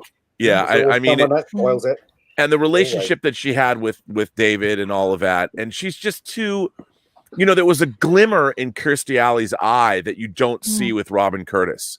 There was an ingenue almost. Yeah, the eyebrows are too much. You just look at her, and the eyebrows are just too much. Yeah, and her eyes glazed over with tears at Spock's funeral. So I mean, she did have emotions, which would go a long way towards you know, being credited with the half Romulan origin. And McCoy says in the Turbo Lift, wonderful thing, that Romulan ale, referring to her. So I mean, that was the one reference in the script that survived, I think. I think you guys are right that what Kirstie Alley had was it was in her eyes. You can see she was kind of slightly vulnerable. She's slightly vulnerable, but she had a little bit of emotion as well. With this actress, she was very much straight, wasn't she? She was very much being a Vulcan, and that's all she was. You know, I think you guys are right. She's definitely the weaker actress. I would have said. Go on, Sarah. What are you going to say? No, I was just saying she compared to Kirstie Alley, she's the weaker actress. I do prefer Kirstie. Yeah, to be fair though, it was tough. You know, a tough act to follow when you think about it. Looking back, Kirstie Alley was fantastic in number 2. Yeah, she was. Starry-Eyed Girl, did that interfere in your enjoyment of the movie at all? I mean, did you see Star Trek 2 before you saw Star Trek 3? Yes. So what was your feeling about it? Yeah, it took me back a little bit, but I did get used to her. But yeah, it's like you say, she just didn't seem to have that connection. But I mean, watching it since, you know, I've got used to Robin, and it's fine. But yeah, it did take me a while. I always had an inkling that there was history between these two. I've always liked Merritt Buttrick as David. I liked him in the previous film, and I liked him in this one. How well thought of or not is this character out there, do you think? Do you know this, Mr. Brown? Is he considered to be wet, or is it a great loss to Star Trek canon that this is the last time we'd see him? I think he was a character that served I know it sounds a little bit bad. He was a character that served the plot point, well, the plots of number 2 and 3. I think it was an enabler for Kirk's loss in number 3. Yeah. So I think, we didn't even know that Kirk had a son before too. So he was. Didn't he? Yeah, I know. I think he served his plot points, I would say, to emphasize. Yeah, it's emphasized Kirk's loss. Yeah, it's the passage of time between the second one and the third one isn't meant to be that long, is it, Rob? No, I mean it's Star Trek 3 takes place literally right after Star Trek 2 ends with the damaged Enterprise heading back to Earth. You know, and I think I guess one of the things that I've disliked about Star Trek 3 is it feels to me a little high school drama-ish, like somebody's putting on, like, I understand it was Nimoy's first at bat as a director, but I feel like the Klingons are really, everything is so over the top, and it seems a little, I've just always thought it was a little sophomoric. I mean, the Klingons are so, if you look at, I love Errand of Mercy, which is the first episode of the original series that the Klingons are introduced. Yes. And John Colicos, he's so good as Kor. And when you see that portrayal, the Klingons they're thoughtful, they're really intelligent, they don't suffer fools gladly, but they also, there's an element of, I mean, they're cunning. And that portrayal, if you look at there's really Kor, Koloff, and Kang in Day of the Dove. The Klingons they're smart and great adversaries. And I felt almost like, cultured, aren't they, in that? Yes, yes. And I felt that the portrayals of the Klingons in Star Trek 3, as much as I like Christopher Lloyd as a performer, and of course as Doc Brown, makes a great villain, doesn't he? In this, he yeah, does make a formidable villain. But he's too. I mean, it's so over the top. Like the Klingons they literally are mustache twirling villains, and I like the relationship he had with Volcris. I really liked. Like, you've seen it, and yes, my lord, and the idea that, well, she's got to be eliminated. I liked all of that. And I do like his performance, but giving him the goofy dog, the Klingon, I guess the Targ, and a lot of the other, the relationship he has with his men, target the engine and he kills one of his crew members. I'm just like, that stuff was a little over the top to me. Sorry. It just felt like, and I think this was a Nimoy thing, as a director, he's like, let's make the villains very Shakespearean and sort of over the top. And I always liked the Klingons because they weren't that way in the original series. Yeah, but there's millions of Klingons, aren't they? So this one was a dumb Klingon, wasn't he? He was, just like there's dumb people on Earth, right? And there's clever people on Earth. I mean, I would love to have had him been a lot more dangerous and cunning. It just, the Klingons seem, and also they go on to the Enterprise. What is it saying? It's counting down. The Enterprise is all of that. It's the only thing speaking, and like, come on, man. Like, would you say they were like gangsters? Yeah, I mean, look, there's a lot of great stuff. Like, I love when Kirk says, "I have had enough of you," and kicks Krug in the face. But even it's still kind of goofy, though. Eric mentions here, look, the Klingons of TOS and TNG DS9 had sense of humor, and you could relate to that. Obviously, there's more time in a regular series to play on all those levels, isn't there? Whereas this is a feature, and they swapped out their villains for a very, very clear reason. I mean, I've always felt about it that it's always heading towards giving us what they couldn't give us in The Wrath of Khan, which was a good classic Star Trek fist fight. The only thing it's missing is the music. That's what it is. It's okay. We didn't give you this last time. We're gonna give it you this time. We're gonna see Kirk knock 7 bells out of this guy, and that's why he had to be. But that's why he had to be as butch and as OTT as he was. You really want to hate this guy, and with good reason.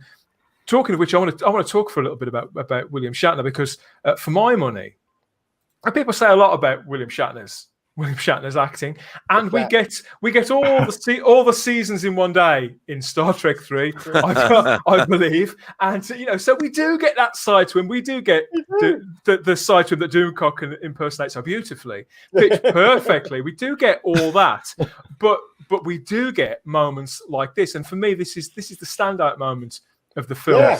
To see the character, of Kirk hit like that, and his disbelief. I mean, when he can't see what's going on, and he says, "David," with a question mark, and then Savick replies to him, and we see the man physically and emotionally collapse. You It's Klingon bastards. well, it's very- before we get to that part, the actual the parts where he's not speaking, my son. it's absolutely Yeah. beautiful. The body language of it and the way he turns around in the chair, and McCoy goes to him, doesn't he? We just see them. We see his arms either side of the chair. I just think it's astonishing, and it proves to me that William Shatner is. I think we saw it in the original series a lot. I think William Shatner is a damn good actor. He He is. responds He's a when, great when, actor. when No, he's given great material. He is. He absolutely is. I mean, look at his early. Well, look at even in things like Corbin Might Maneuver or Balance of Terror. I mean, you see a lot of subtlety and nuance in William Shatner's acting. Look at him in The Intruder. The Roger Corman movie. I mean, that he was fantastic in that. The thing is, in that moment when Nimoy was directing Shatner, I mean, the time came for this scene and Nimoy went up to Shatner, and Shatner was with great trepidation, like, oh God, is Leonard what's he gonna do? Now he's the boss. What am I gonna do? And Nimoy said, I can't guide you in this scene, Bill. I mean, the character. Only you can say what Kirk would do. And they put their head together and said, well, I think Kirk would retreat. I think Kirk would take a few steps back.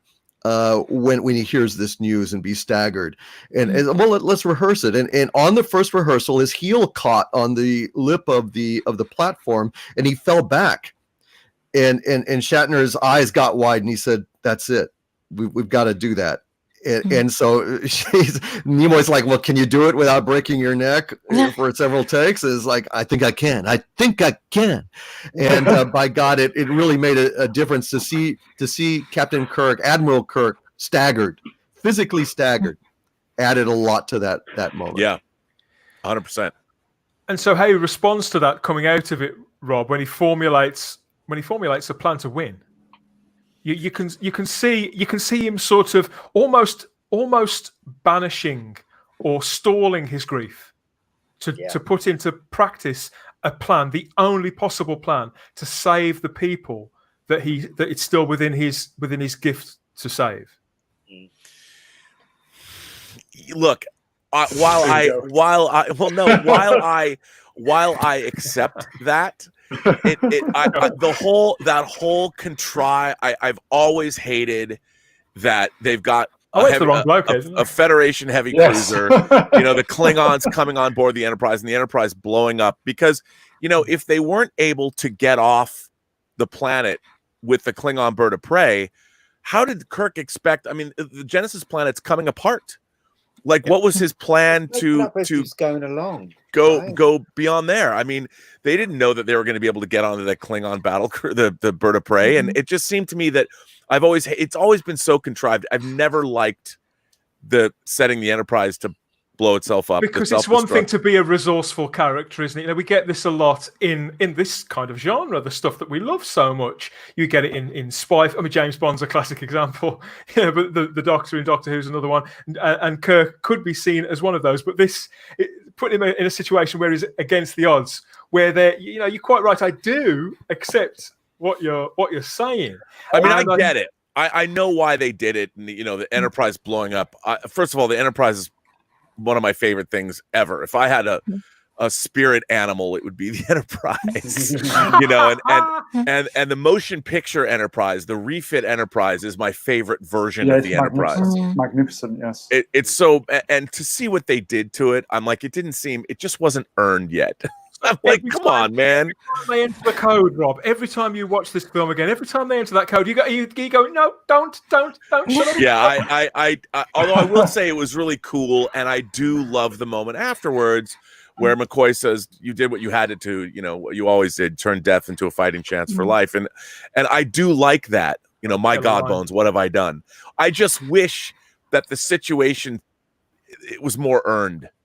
It just seems a little I totally disagree with you. I know. Everything that happened in that film. Rob, you're wrong. You're wrong. Rob, you're wrong. Deal with it, Rob. You're wrong. I know. I've been doing it. It's been 36 years. I'm still dealing with it. I can't get over it. It's Captain Kirk was in a situation, impossible odds. Just like Jack Bauer in 24, impossible odds. But yet he finds a way to get out of it. everything that happened, he had to basically find a way. Like when he saw brace yourself, Rob. Sorry. Oh, that's just mean. No. That's mean. Oh, I really Beautiful effect shot, though. Yeah, It's yeah. absolutely Yes. gorgeous. That's why I had to show it. And I do It like is when you see beautiful. the NCC 1701 collapsing. I mean, Yeah. it was done well. Yeah. Yeah. But you know, at that point in the narrative, Kirk didn't know that the Exactly. Genesis planet Yeah. was I know. self-destructing, I know. and they were outnumbered on the Klingon crew. I mean, what's McCoy gonna do, right? Yeah. In his little outfit, Right. I mean, Chekhov's little outfit. They're not going to do much. So it was a chance, at least, to thwart this whole thing. Yeah. It is like he's and I leading his think- own little fellowship across the mountains there, isn't it? With them all dressed as elves and Oh things. yeah. Sorry, Doomcock, I interrupted you there. No, that's quite all right. But I think it's a good moment. So I don't think tactically it was that far-fetched. And of course, he's improvising under great personal That's right. strain and Right. pressure. So I could accept it. I never had that much of a problem with that. Although my favorite version is the original 60s TV version by Jeffries, and Yeah. if that one had blown up, I think I would have died. I don't think I would have survived that. So I understand Rob's dismay, and I respect it. Like, I just wanted to, I only because the Enterprise has been through so much. I mean, it's gone up against the Doomsday Machine. It's gone up against the Yeah. giant space amoeba. Yeah. It's gone up against Yeah. V'ger. And it just seems like a punk crew of Klingons, not even on like a D7 battle cruiser or a Katinga from the motion picture, this skimpy little spy vessel. I'm like, come on, man. These guys don't deserve to have taken down the Enterprise. I mean, I know it was Kirk's choice, but I'm like, these guys are punks. They're punks. And I think that's why I always that was object the only way to it. out. It was the only Well- way out for Kirk, right? I know. Yeah. To some extent, though, the stakes are the Genesis device, the secret of Genesis. Right. Yeah. So that's I mean, true. he did want to destroy. In destroying the Enterprise, it's not just to take out those punks; it's also to prevent them from retrieving Yeah, the the data. information Yeah. from the Yeah. database.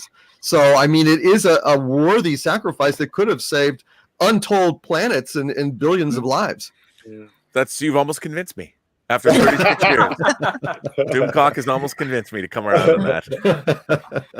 There you go. If anybody can do it, Doomcock can. Yeah, I'm talking about starships. I'm going to come back to Ian here about the Excelsior, because I held off your point earlier on. You were going to mention the Excelsior. I've always loved the Excelsior myself.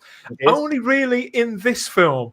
When it turns up again later in movies and TV shows, it's not quite the same for me. I like the fact when you see inside that it's as big on the inside as it looks from the outside. It looks gigantic, and it looks like the future, of this particular future. So, are you fond of that design as well? Do you always think? Go on, no, I don't mind the Excelsior, but I remember watching the making of. The guy was saying. Everybody was saying this ship's got to look great, but it can't look as sleek as the Enterprise. You can't upstage the Enterprise. Yeah. So the visual effects man, he was a huge fan of manga. So he looked at some of those designs. That's why he made the neck so thick. So the neck of it of the saucer, he made the neck thick to coincide with some Japanese designs and stuff, and he made it look like it was bulky. So it couldn't upstage the Enterprise, and he did a good job, and it didn't look great, it looked fine, Could I just? Something of the D in there, isn't there? Sorry? It Could I looks a just lot better say- than anything we've got in the last 3 years Oh, of Star God, Trek. tell me about Oh it. my God! Could I just say, when the Enterprise is going into the space dock for the first time, and you see the Excelsior, I've only just recently spotted that if you look on the left, top left of the screen, there is another spaceship. Oh yeah, So, it's don't know the which one Discovery. that is. It was the test model that they made for the Planet of the Titans. It's basically the Discovery. It Is was it? the test model Right. for the Discovery. One of the original. There was two. Wow. Of those, and it's in there. But I think the Excelsior, the only thing I really have never liked about it is the secondary hull. It looks pregnant. Yeah. You know, it's not. It looks like it's with child. You know, like Moya in Farscape. That was his brief, wasn't it, to design it so it doesn't. I mean, even the things at the end is square, isn't it? It goes like that. It doesn't go up like the Enterprise. It just goes. So it looks like it's waddling after the Enterprise. Yeah. But it does redeem itself in Star Trek VI. I do love when the Enterprise and the Excelsior, under the command of Sulu, are pummeling Chang's bird of prey. It's awesome. Yeah, I would love to hear Starry-Eyed Girl's perspective as a woman and a mom about the pregnant Excelsior. What do you think about it? I've never looked at it that way. Have you? Yeah, is this am I just blind? Funnily enough, no, it never struck me before until It's the helmet. But yeah, it just it looks really overweight and bloated, and I was not impressed. I couldn't wait for the comeuppance. I was with Scotty all the way. Do you think it's just an extravagant way of saying it's like a sort of get off my lawn moment? It's where you come along the next generation. They may come along with their fancy new ships and their fast and their transwarp drives, but we've still got a few tricks up our sleeve. I love that. I love that stuff we get from Scotty in this, by the way, where he says, "Have you always quadrupled your estimates?" Yeah, I think certainly, sir. How else can I protect my reputation as a miracle worker? Yeah, that's wonderful stuff. Although I do think I get my MOT done from a guy who's certainly watched that film and has taken it very much to heart. Yeah, I've always loved the Excelsior. I've always loved those sequences and the space dock as well. It just seems so huge, and it all makes you feel like space is a really, really big place. And we got that with the motion picture. It's really big, vast. Whereas Hitchhiker's Guide. It's really big. Whereas in TNG, sometimes you do feel that it all gets a little bit parochial, and that they're working their way around a few planets. Whereas in this, when the Enterprise engages its warp drive to get away from the Excelsior in that, and it's herring its way to the Genesis planet, you don't feel like they're taking a short hop somewhere. It feels like they're going right out there, and it's a hell of a distance, and they're taking a hell of a risk. Could I just ask Rob, transwarp drive? It was mentioned in the film, and then we never heard of it again. Yeah, I mean that's another thing that I guess it just didn't work. That has come up. What is transwarp drive? I don't know. I know what it is. We cannot say in this current climate. But isn't it? Easy. It's nothing to do with mushrooms. Nothing to do with mushrooms. I would suspect that it had to do with modulating between the various warps in a very smooth way that accelerated efficiency and enabled them to be tactically much more fluid. Like there's such leaps between the geometric progression of the different warps that transwarp would be a very smooth shift. And much more quick and much more flexible, but it just didn't work because you could remove a little vacuum tube and it would screw it. So it brought to mind to me Hitchhiker's Guide to the Galaxy, funnily enough, because it's the faster than it's approaching a faster than light drive, and when they here we are in the bridge there, and there's computer room, banks and banks, for all intents, it is a very sort of blank. I like the underlighting of the chair there. Yeah. He was in Hill Street Blues, wasn't he? He was famous for James Bass. Right. Yeah. I like Miguel Ferrer at the helm there from Twin Peaks. Yeah. Albert. Oh, yeah. The Sultan of Sentiment. And from RoboCop. Yep. Fantastic. Wasn't that warp drive thing able to follow Kirk's ship once he fired himself off? Remember, he was saying that when he tries to get away, you'll have a big surprise, wasn't it? Yeah, tractor beam. Tractor beam thing or something like that. I don't know. And we have here Eric Hawk again says maybe you could say transwarp would be like a prototype slipstream. Yeah. Respect, Eric. Respect. Yeah. So would it be actually So would the speed be? Oh, yeah, it says there. Would it be the speed be exactly the same, but the kind of means to the end to get from 0 to the speed is smoother? I think it's smoother and quicker, but I also suspect it probably was a boosted. I mean, being able to shift smoothly wouldn't necessarily do it. I think it probably had a higher upper warp limit. I mean, usually in the original series, theoretically, it was not supposed to go above warp 6, but by Next Generation, I mean, they were going up to 9.9 or something. Yeah. So it was probably an intermediate step. Right. Our friend Loki's been on the case here. Look, he's been consulting the books here. Look, Ian. According to the original tech manual, transwarp was first discovered in the Folian web and was the later of subspace that the Defiant was slipping in and out of.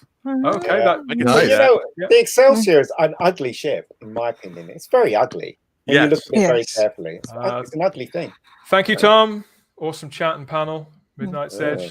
I think it was supposed to be. Yeah, the reason that I called it pregnant was because when I was a kid, there was a company, AMC, that made a car called a Pacer, an AMC Pacer, that it was sort of rounded and bubble shaped, and my mom used to call it the pregnant peanut. And so the Excelsior reminded me of an AMC Pacer when I first saw it. That's why I've always thought of the secondary hull as being pregnant. I mean, no disrespect to all the moms out there, but I'm using that as a descriptor. I love how all the tech on there uses vector graphics. We all love vector graphics, don't we? Yeah. Dan, what is that thing the guy was holding? The guy from Hill Street Blues. He had this. Oh yeah, his swagger stick or whatever that was. What was that? Well, we can have a look here. What? Well, oh yes. Well, that looks like that. Oh, maybe he's very strict with his crew there, Doomcock. Is this the whip? Doomcock? Is it keep your minions in line? Yes, I think it was like a major having his riding crop and riding around. It was a callback to a more imperialistic time. It's like, oh dear boy, we're going to go to warp now. You would better comply. So I think that was basically under his armpit like that. Yeah, exactly. Kind of like in a Bridge on the River Kwai. I'm sorry, Colonel Saito, but I can't possibly work along the enlisted men. It's like that. Pulling rank. Yes, indeed, pulling rank. You see, it's an emblem of my authority. Much like directors in the past used to have riding crops, like Cecil B. DeMille and those people. It was a symbol of authority, and make a bloody good whacking if anybody got out of line. So there you go. No, I just think he's compensating. Maybe it's got pears in it. Maybe it's got pears. Well, since we're going groinal, somebody mentioned it earlier on. I want to talk a little bit about Ponfar. And let's talk about it. Walk it down. Yeah, it doesn't seem quite complete without the music. This moment, when I was talking earlier on about the moment we get between Sarek and Kirk, how it's intimate, but you don't feel like it's sexual in any way. This definitely feels a little bit. That is not sexual. Come on. Is she not grooming him a little bit? Yeah. Yeah, I think she is. So she wouldn't get away with that now. Yeah, I know. So, Ponfar in Star Trek lore, in taking the character through this process. Obviously, we get about 4 or 5 actors who play Spock in this, don't we, Rob? How well do you think this is all handled? Were they walking a bit of a fine line here, and did they make it to the other side? Well, I've always found that the whole idea of Ponfar, which Star Trek fans are always talking about, because I think, well, why shouldn't we? But it's never really been truly defined, because I've always seen, like, for instance, I think Vulcans, since we're bringing it up, I don't think Amanda Grayson and Sarek would only have sex once every 7 years. I think Vulcans can have as much sex as they want. But every 7 years, there is a cycle in their biology that is explained in Amok Time that they either have to procreate or they have to return to Vulcan, or something physically in them happens, on a cycle that they have to deal with. And if they don't, they will perhaps perish. Yeah. And I think that that's exactly what's happening. And I really liked how it was handled in the movie. I mean, I thought it was tasteful, and I thought it was interesting that they went in that direction. They could have skipped right over it, but they didn't. But I would like to have seen it a little bit more defined than it was. And I'm not saying we needed to see him get busy, No. but the way it was handled was done really well. I just would like to have made. I mean, Star Trek fans knew what was going on. I've always wondered if you weren't a big Star Trek fan when you saw Star Trek 3, was this scene bewildering? Like, did people understand? It was to me, but then again, I was only 10. Right. And I think that I like the scene. I like the music during the scene. Again, Horner's music is great. And I just think that they did it about as tastefully as they could have. And I like that it's included, but I would have liked to have, again, it was a moment where you could define Star Trek lore a bit more. And I think that it was a missed opportunity ultimately, at least for me. Yeah. I feel like Horner's score was great, except where he included that bit during that scene, lifted from Herman's Hermits, where it goes, "Meaty Spock, you've got a lovely ponfa." It was very inappropriate. I felt. I laughed. Starry-eyed girl, you're a bit of a connoisseur, aren't you, of movie soundtrack albums? The Search for Spock one sold really, really well. So I understand. Have you got this one, or are you tempted to go and pick it up? Have you got the Wrath of Khan? I don't have this one, but I am a huge James Horner fan, and it's absolutely wonderful. And it's weird looking back because obviously this came out before Aliens, but I can see so many motifs for Aliens. Oh yeah, certain scenes of this, and it.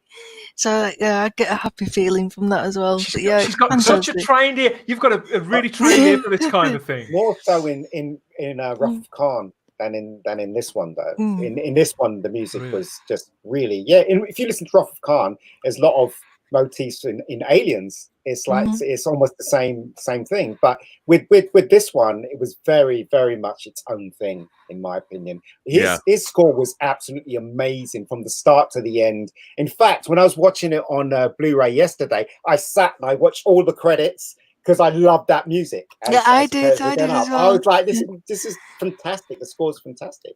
Does he return for the fourth one as well? I can't remember. No, Leonard Rosenman does. Yeah, he's the score, and it's it's hard, rubbish. Man. That score's hard. Yeah, absolute rubbish. A pity, because obviously this is now known. I don't think it was thought of at the time, but then again, we didn't really think of. I think there was only really one trilogy at that point, the Star Wars trilogy. We didn't think in trilogies the way that we do now, do we, in popular culture? But this is the classic sort of middle segment of the trilogy that is, in my view, goes a little bit unloved for an extended period of time and gradually reappraised, of which this stream is doing its bit to try and do. I think this has definitely happened with Back to the Future Part 2. For years, that film was very unloved. And in the last, say, 5 to 10 years, as they've sort of started issuing the sneakers and the hoverboard collectibles and all that sort of thing, I think Back to the Future 2 has come in from the cold a little. It's time. It's Star Trek 3's turn. Well, I think... This does the heavy lifting. This is what I feel about all three films. This is the one that does the heavy lifting. I think you're right about that, and the idea that Star Trek 2, 3, and 4 are considered sort of this unofficial trilogy. The three films, I think, work really, really well together. You know, if you think about them, watching them together, there's a shape to it all, isn't there? Yeah, I really enjoy. More so than. I mean, if you look at, say, I don't know, the Star Wars sequel trilogy, which is just it's god awful. Where's that swear box? But I know. Where's the box? I mean, this trilogy works really, really well together, and it's really interesting because you did have the TV division produce it, and the fact that it really brought back. The Star Trek 4 is very warm to its characters as well. Yeah. And there's some great, some of my favorite.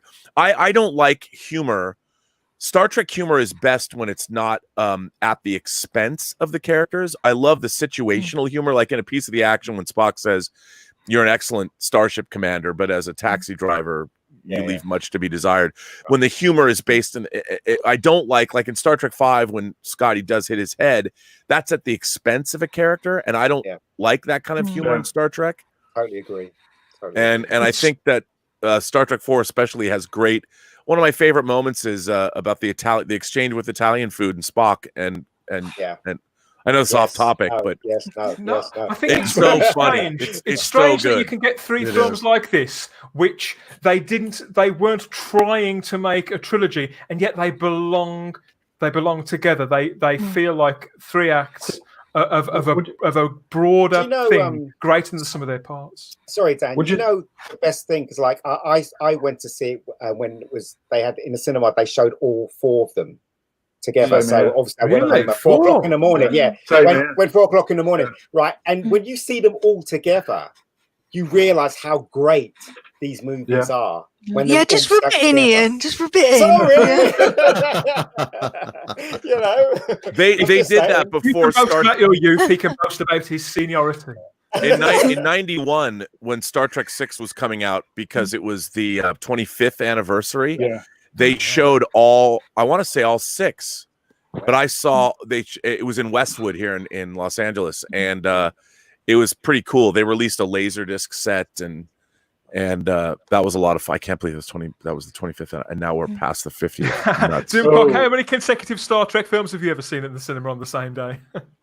No, I don't think I've ever seen a full festival. I've never seen a full festival of it. So yeah, just one. I saw a double bill of 2 and 3, and then I saw a double bill of 3 and 4. But I've never done what Ian's great feat there of doing the 4 films. I think that's service above and beyond. No, that would have been great. Yeah. But as I said, it's the same thing with what is it? The last Marvel film, you know, Endgame and Infinity War. I went to see them both together. And when you see them both together, you have a better appreciation of that. Oh yeah. I'm afraid somebody has beaten you here, Lord Thoth. Wow. There's got to be one, hasn't there? How you managed that? I've no idea.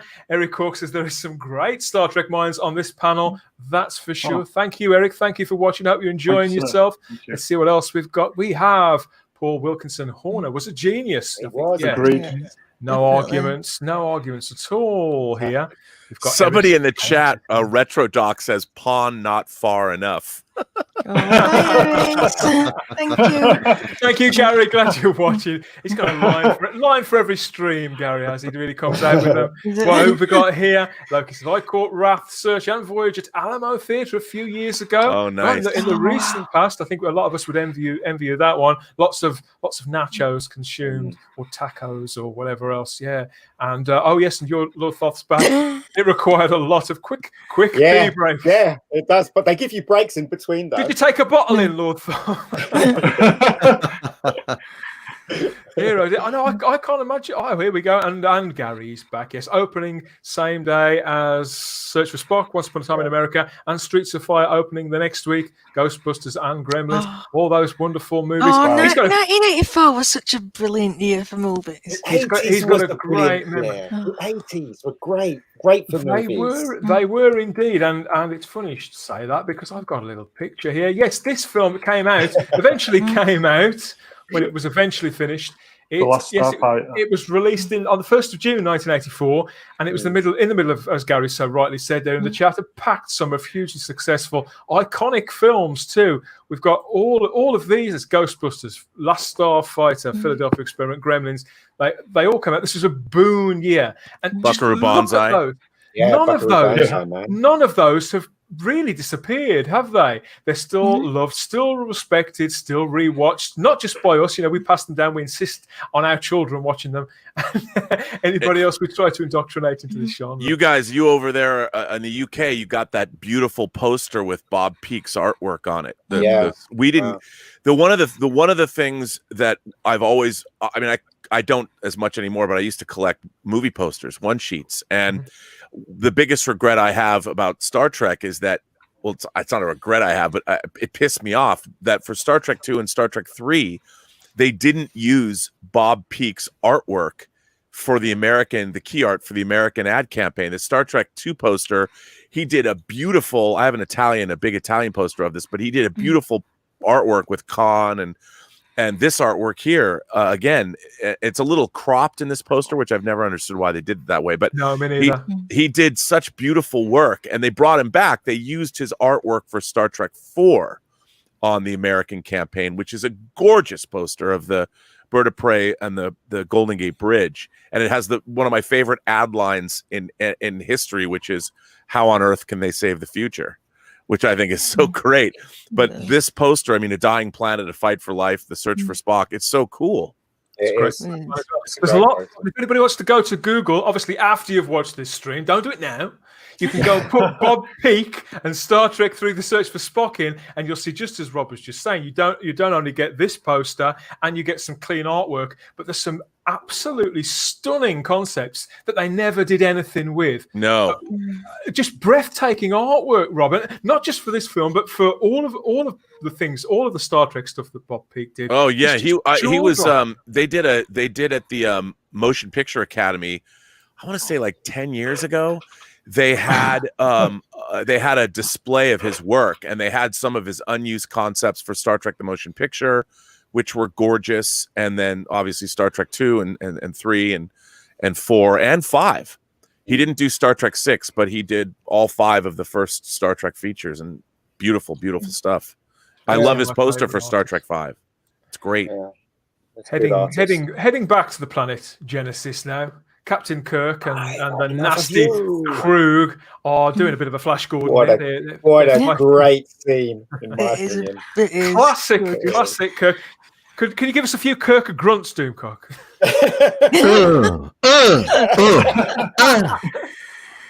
I have had enough of you. But you know what? You know what's good about that fight is they didn't make Kirk superhuman like they did in the show where he was. But they made it kind of slightly realistic, didn't they? With him, and him getting flipped because obviously the Klingon was much stronger than him. So. And if it wasn't for the ground moving and stuff, probably Kirk would have never have won. Really, let's face it. The thing is, Kirk tried to save the Klingon when he was all over the edge. Yeah. It's a nice moment, isn't it, that, Mr. Brown? Yeah, that's even though he's literally given the order to kill his son, not 10 minutes previously, he puts his hand out to try and save him. Yeah. So yeah, God, I love that. By the way. My God, you like something from this film? No, there's a lot to like about this movie. I think my real objection to it is I think some of Nimoy's direction was good, but some of it lets down the film a little bit, and also the production design. There's a lot of this movie that just looks cheap. Yeah, you're right. And right. I wish that it had. And it's interesting because you talk about the reusing of sets as well, because that is something that sort of plagues these films a little, isn't it? And they've come a couple of times. I don't mind that so much as like you're going from these beautiful effect shots, but then when they we talked about the Mos Eisley bar, that bar horrible. is so cheap looking, and all. There's a lot of stuff like that where, and I get it that I would like to have seen a little bit more, like when he goes into why isn't there an establishing shot of that bar?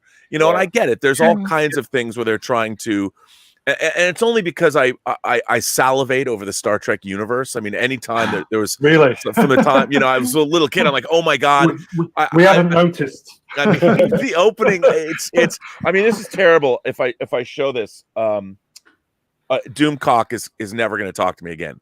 And I'm going to do this because I feel that I have to do penance for buying this. I haven't quite. Oh no, I know what it is. Oh no, I know what it is.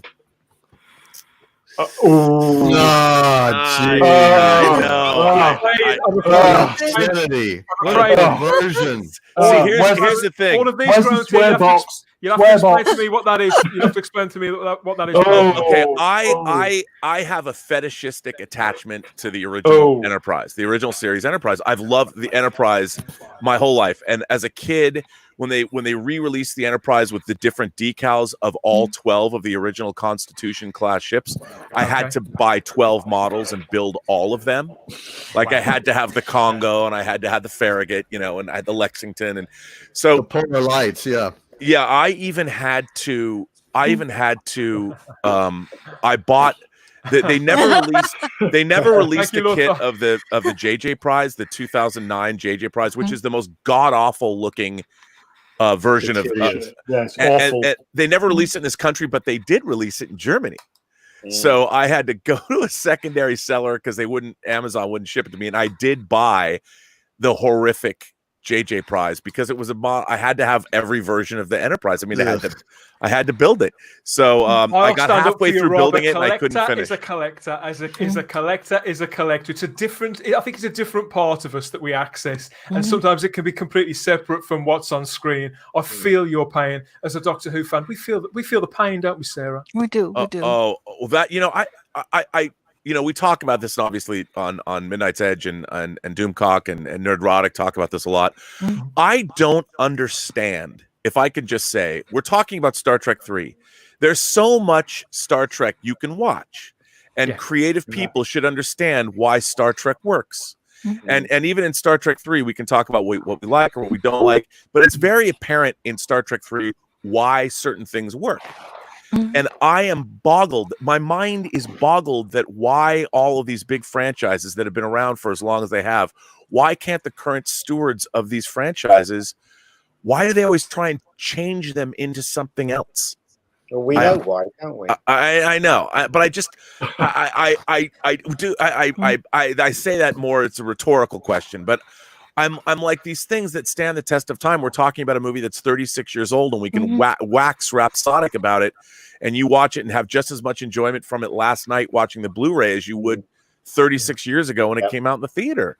And for all of this film does break certain molds, and for all of the sacred cows that you could say it sacrifices, it still has a purity to it. It still absolutely feels like Star Trek. It's still. I mean, I know that Doomcock was saying about how Gene Roddenberry reacted to it, and that he was against a lot of what was going on in various decisions. But that kind of creative process, that probably fired it to some extent, and was probably right. And if people didn't have those kinds of buttings of heads, then nobody would care, and the product would go in the other direction. It would just come out as a different kind of soup.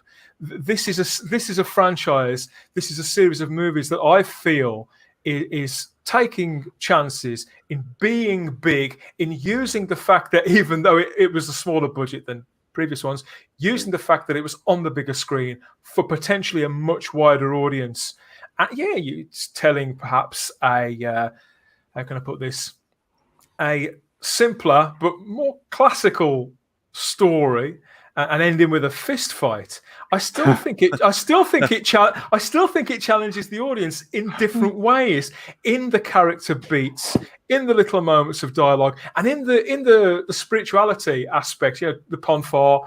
And when we come to this final scene, because obviously McCoy, he to have gone along with this sort of crazy plan. Even Kirk, after he's spoken to Sarek, doesn't necessarily at that point believe that any of this is real, does he? I wouldn't say he does it on a wing and a prayer, but he places faith and places trust.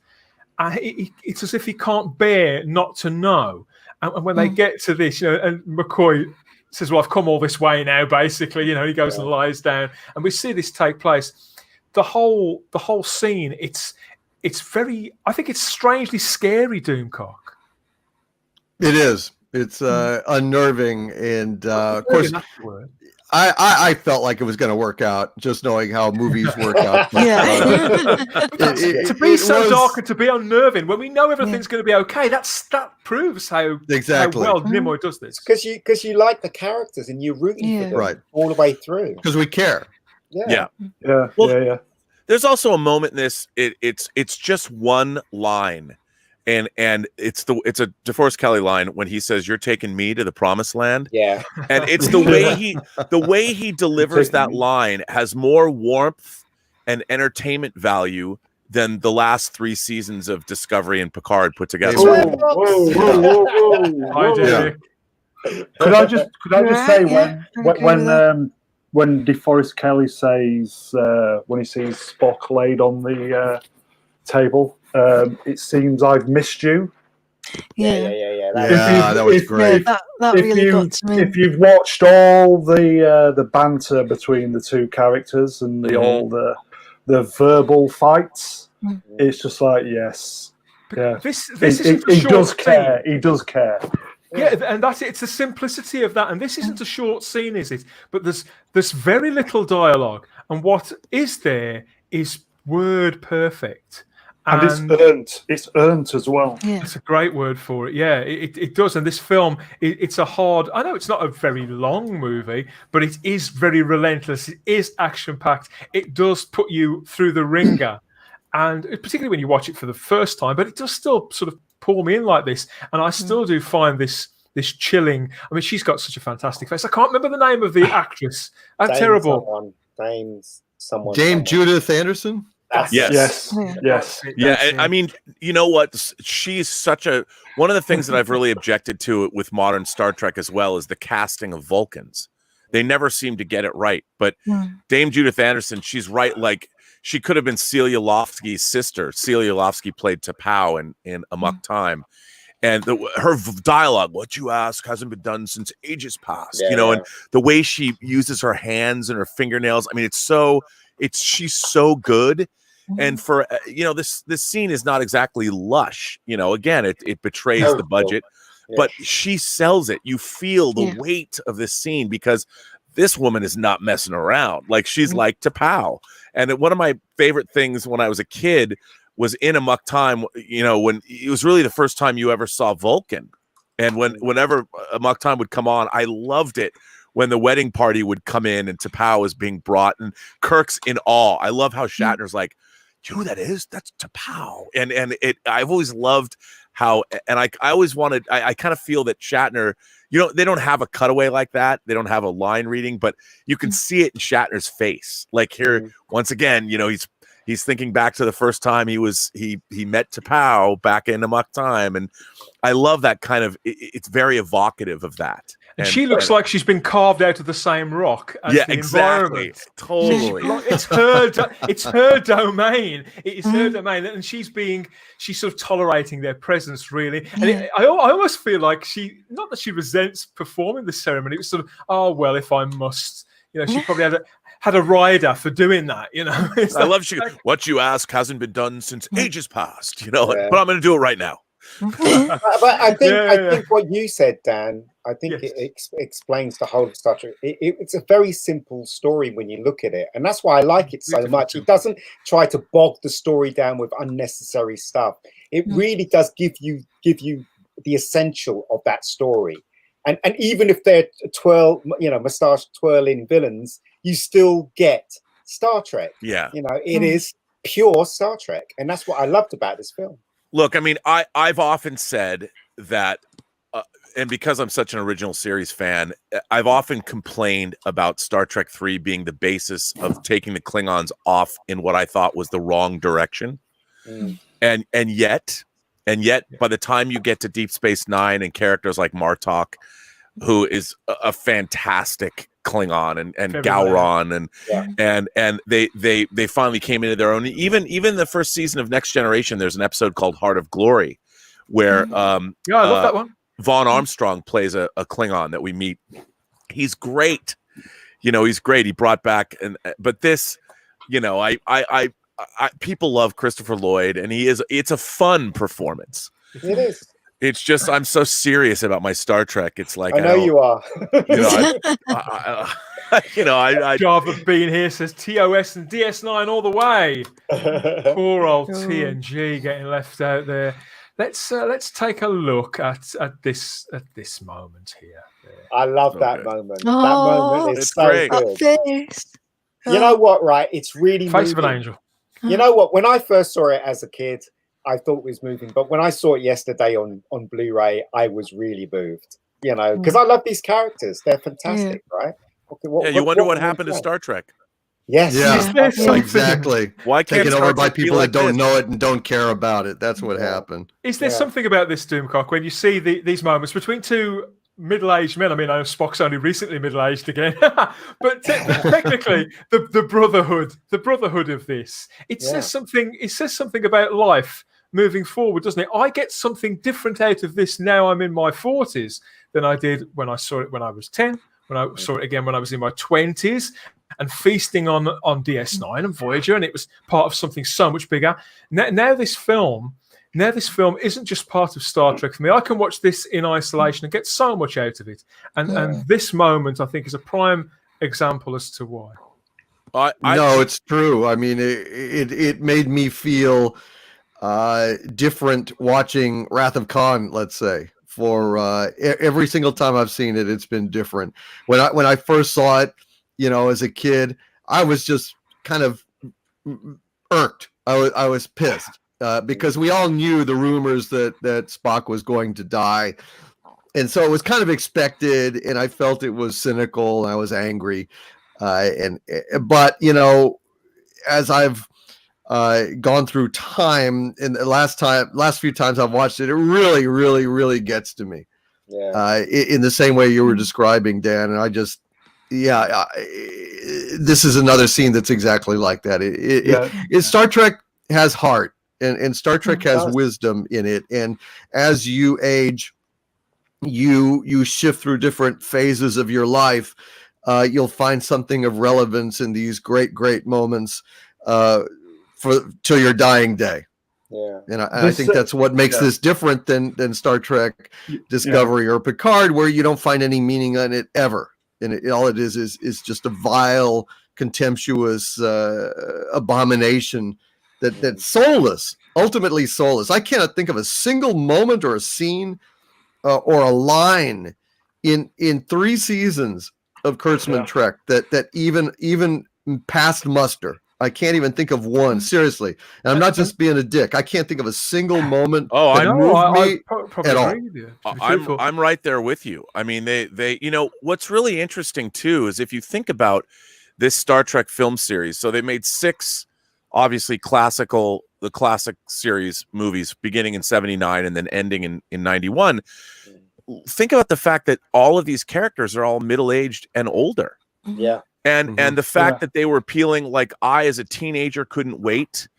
And it shows that they work. You never think about these characters like getting older, because they're getting older canonically, like in the course of the film. And what's really interesting to me is how, and just to equate it over to Star Wars, how with these Star Trek movies existing, how do you not make a Star Wars movie with all of the classic characters at least passing a torch to new characters? Like, I don't understand with these Star Trek movies existing and showing how our characters can age up to the point in Star Trek 6 when Spock questions, have we become so old and so set in our ways, and that these films all work as well as they do.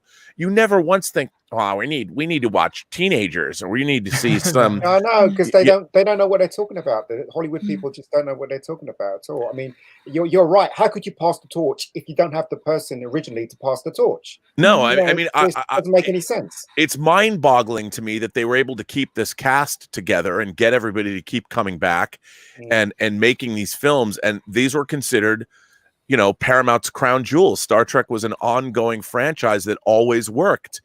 And it was such a strange thing for me that when they decided to reboot the franchise in 2009, again, I'm somebody who I cannot stand Star Trek 2009 for a number of reasons, but to go back and these characters, they aged. We saw them grow old. And in the case of Generations, Kirk dies. And then we saw Spock in the time of the Next Generation and Sarek.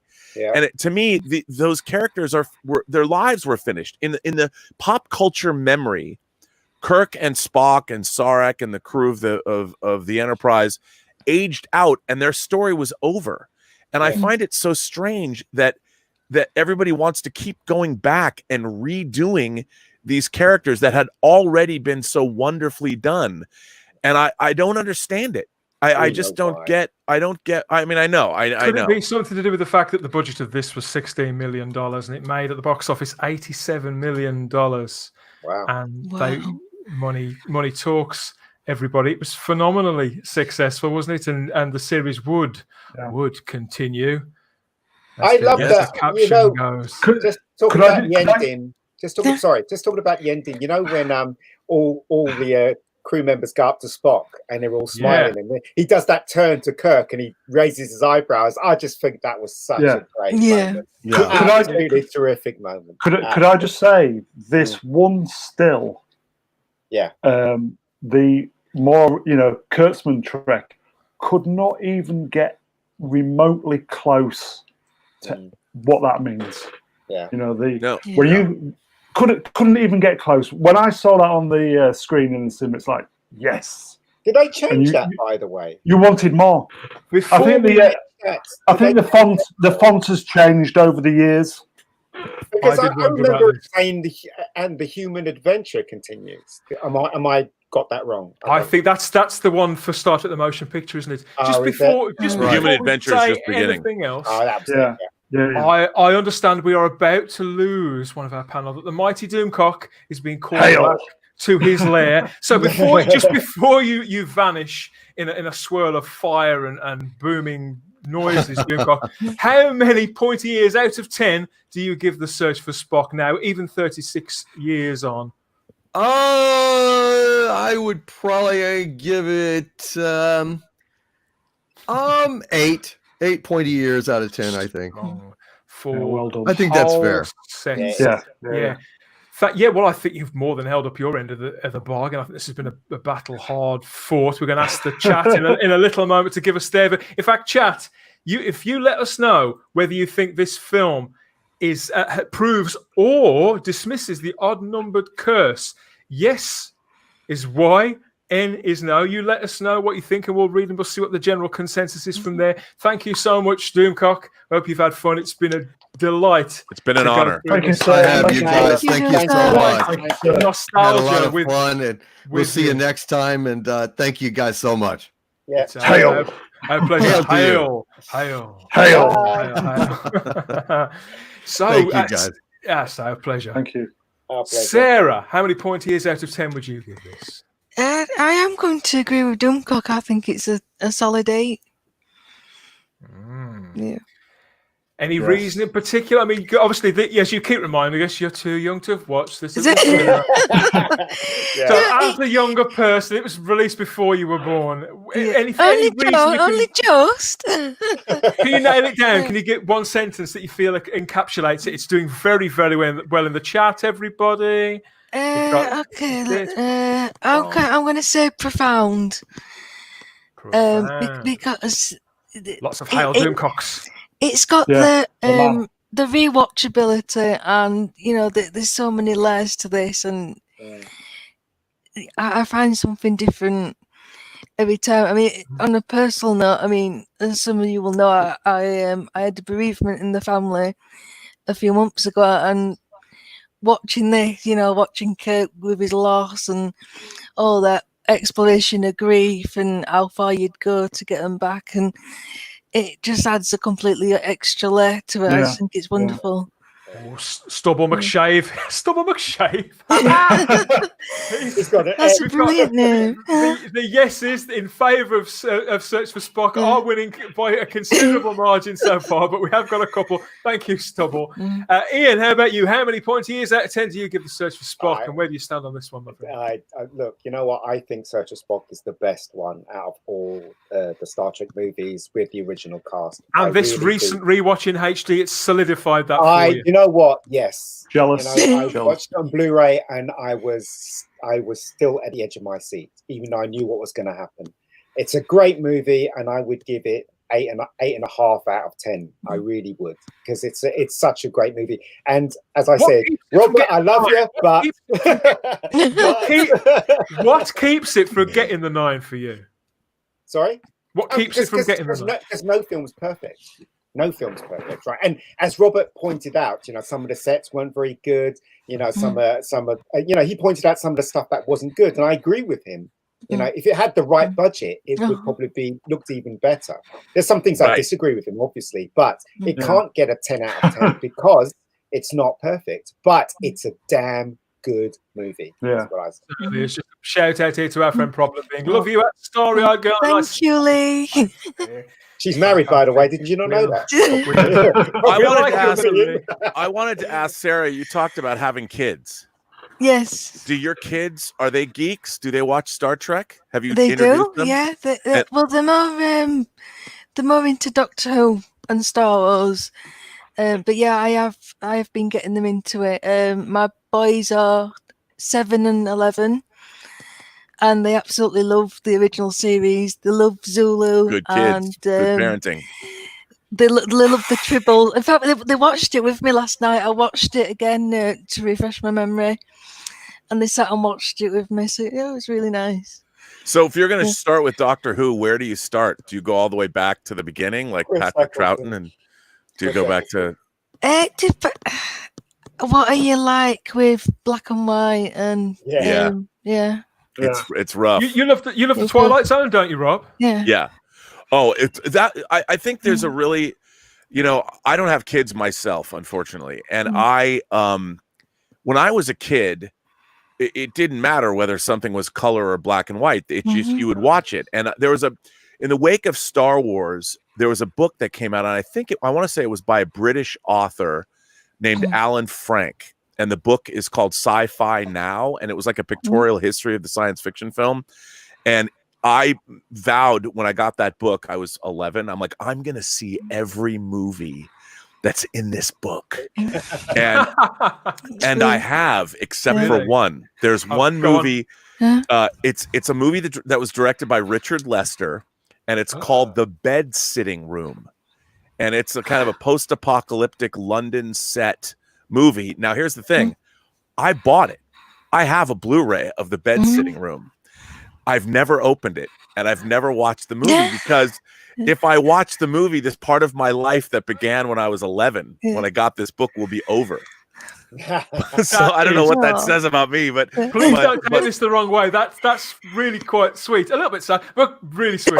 But I mean, it's lovely. Well, what I figure on my deathbed, if I'm dying of cancer, I'm gonna finally watch The Bed Sitting Room. Watch it. Oh, well, better get this in now. But kids, get it ready. I'm curious, like you said, they don't watch. Kids don't want to watch black and white stuff, and I'm like, when I was a kid, the Twilight Zone. I mean, I like Star Trek, but the Twilight Zone I love for a different reason, in that the endings and what the stories meant. And they were only 25 minutes long, so as a kid, they always held my attention, and you never knew what you were going to get. But it never bothered me that they were black and white. Could I just say, Rob, Quatermass and the Pit? Oh. Yeah. I got to tell you, I was on it. Shitless as a kid, and it's so good. It's a great film. I just no, the black and white version, the original BBC black and white version. It's a great film. Go for that. Yeah, and I'm a huge Quatermass fan, as a matter of fact. I just watched the first two movies not too long ago, and they hold up. They're great. Yeah. I'm surprised. Nigel Neal was a god. Where's that series? Why haven't the BBC? BBC America have got it, Rob. They've had the rights for about 4 years. They won't let them go. When they did Dirk Gently, it was around the same time as they optioned that. They optioned Quatermass as well. They just haven't done anything with it. Well, one of my favorite things in modern sci-fi, and I don't understand why people don't talk about it more, was Torchwood: Children of Earth. Love Torchwood. That's very Quatermass. I know that is one of the five. Like, I had never seen Torchwood before. I mean, I knew Captain Jack, but I'd never seen Torchwood, and I heard it was good. Like, I'm like, I'll buy this, and I put it on. I made the mistake. I came home. It was 1 o'clock in the morning, and I put on the first episode, and I'm like, oh, I'm not going to bed. And I watched all 5 parts, and I was stunned by how, when you finally realize what's actually going on and what the aliens, it was mind blowing to me. I went back and bought the series the next day and watched the 2 seasons. It's all over the place. The series is all over the place. But Children of Earth is 5 of the finest hours of science fiction I think ever put on TV. And again, that was because of budgeting. They didn't have enough for the full series, so that was the series 3.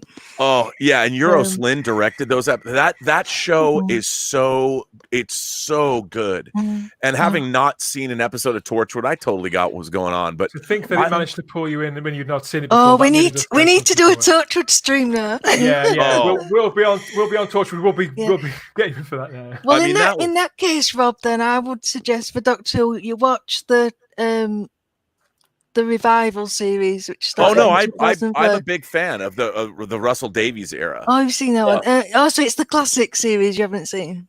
No, I've seen classic too. I had some friends that about 20 years ago, they were huge Doctor Who fans, and the only Doctor Who I'd seen was Tom Baker. and I hadn't watched any. And this was before Christopher Eccleston came back into the first season of. I mean, what is Christopher Eccleston? What is he? The 7th, 8th? Was he the 8th Doctor? 9th Doctor. Because I'd seen the Paul McGann the movie, and then I started watching a lot of the classic, and I like classic Doctor Who. You know, obviously I haven't watched them all, and then the new series is great. You know, I want to get all. There's a toy company called Big Chief in the UK that make 12-inch. They're doing some good work. They make all the Doctors. I got to get the War Doctor. I have to get the John Hurt War Doctor. But no, I'm a fan. I mean, I've been a fan of British. I grew up with Jerry Anderson, so one of my favorite things in the world. I tried with some producers to revive UFO. I've just bought the Blu-ray. I'm a huge, and we were going to do it. The series takes place in 1980, and I wanted to do. This is really sort of weird. I wanted to do a canonical. We would do UFO now, and then the UFO, the original series, it happened in 1980. So you would keep the events because UFO, and so now we would just be a little bit like our UFO is going to take place in like 2030. And they couldn't, and you would use the old UFO as sort of canonical history. You wouldn't necessarily refer to it a lot, but ITV that owns it, they didn't really understand that approach. They're like, well, why don't you just reboot it? And I'm like, but it's so cool.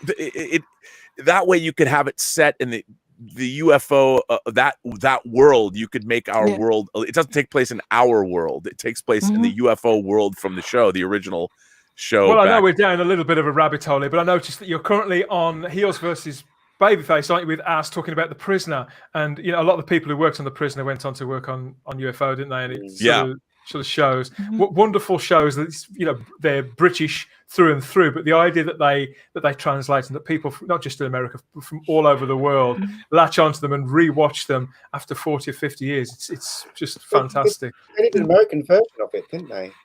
Of which one? Did they? They did, yeah, a few years ago. Yeah, it wasn't Ian McKellen and Jim Caviezel. Yeah, it wasn't great. It was all right. I'll Let's tell you one thing I like though. I like Captain Scarlet. I think they should make that. Yes. We could just think Jerry Anderson thread. Rob, could I Jerry Anderson stream coming to Facebook at some point in the future. Let's get back to Mr. Brown and ask him, even though he's got his own ears covered up, how many pointy ears out of 10 do you give Search for Spock? I know we're going to be wrapping up soon, but could I just show Rob this? No. Okay. I have one of those. That was me who asked you the other week about it on your show. Oh my God. What number is yours?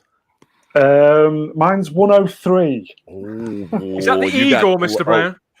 It is, yes. Okay. This company, it used to be product. Look at that. Wow. Oh my God. And it's signed by Brian Johnson, who created the Eagle. Yes. One of the greatest ever spaceship ever, apart from the Enterprise. It's funny. I've got my you a Liberator. I'm building the Eagle 2 model kit, the 22-inch. This is the the lab's a very good model. Yes. Yeah, these are the engine bells, the aluminum engine. Oh God, aluminium. Ian's going to bring something back now. Yes, I'm afraid we've now got into what they call the after show. So we're okay. No, are you as much of a fanatic about the Eagles? Have you been buying all of the product enterprises or the? I've got a few. Well, with the latest editions, that's the only one that I've got. But I've got all the the products. Yeah, from about two. The product Enterprise ones from about 2004. Yeah, it's the same company.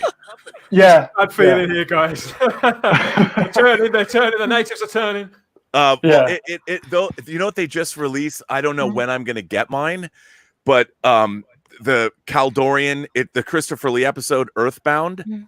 The big bubble ship. They've got the new one has the bubble ship and then the rescue eagle with the thing. And they said they took my money, so it's coming. My favorite one is the Eagle Freighter, and I would love the 44-inch.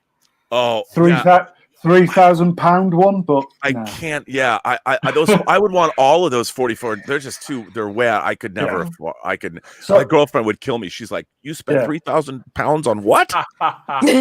Okay, She Dan, already- sorry, I do apologise. Yes, let's have your score. How many points is that? It's a strong 8. With regards to the kind of odds and even film series, this is more for the Trek fans than the normies. So the Trek fans can appreciate this more. So I give it a strong 8. See, I think it's got a great populist appeal. I disagree with that. I think it's No, got it's the all nuances. The nuances of the characters which the long-time viewers of Star Trek pick up on. It's just those little nuances. What I like about it is you don't have to be that hardcore and deep into it to get the full effect, to be taken on There's the full journey. Yeah, there's something there for everybody. Yeah. I'm not gonna. I'm apart from Rob. I'm arguing. Yes. So it's pretty much 8s across the board here. So we've got to come to you, Rob. Has this conversation has it changed your mind? Has it enriched your love? Has it brought it to the surface like you never knew before? Okay. I have to. I'll say there's something about. I love pop culture in the United Kingdom. More because I think that you guys and girls, you guys over there, you like things it's like pop music. In the UK, pop music is much more important, I think, than like everybody listens to pop music. It isn't now. Yeah, I know, not so much now because there's not a lot of great, but I think you guys love things more than we like American fans. I think we get to be too nitpicky, and I think that. Being on with you guys, about popular music, even about such as pop. I think when we're fans of things like you can love Star Trek 3, like I expect too much of it, whereas your love of it is more pure, where mine is tainted. You know? In a way. Could I just ask, Rob? Could I just ask you?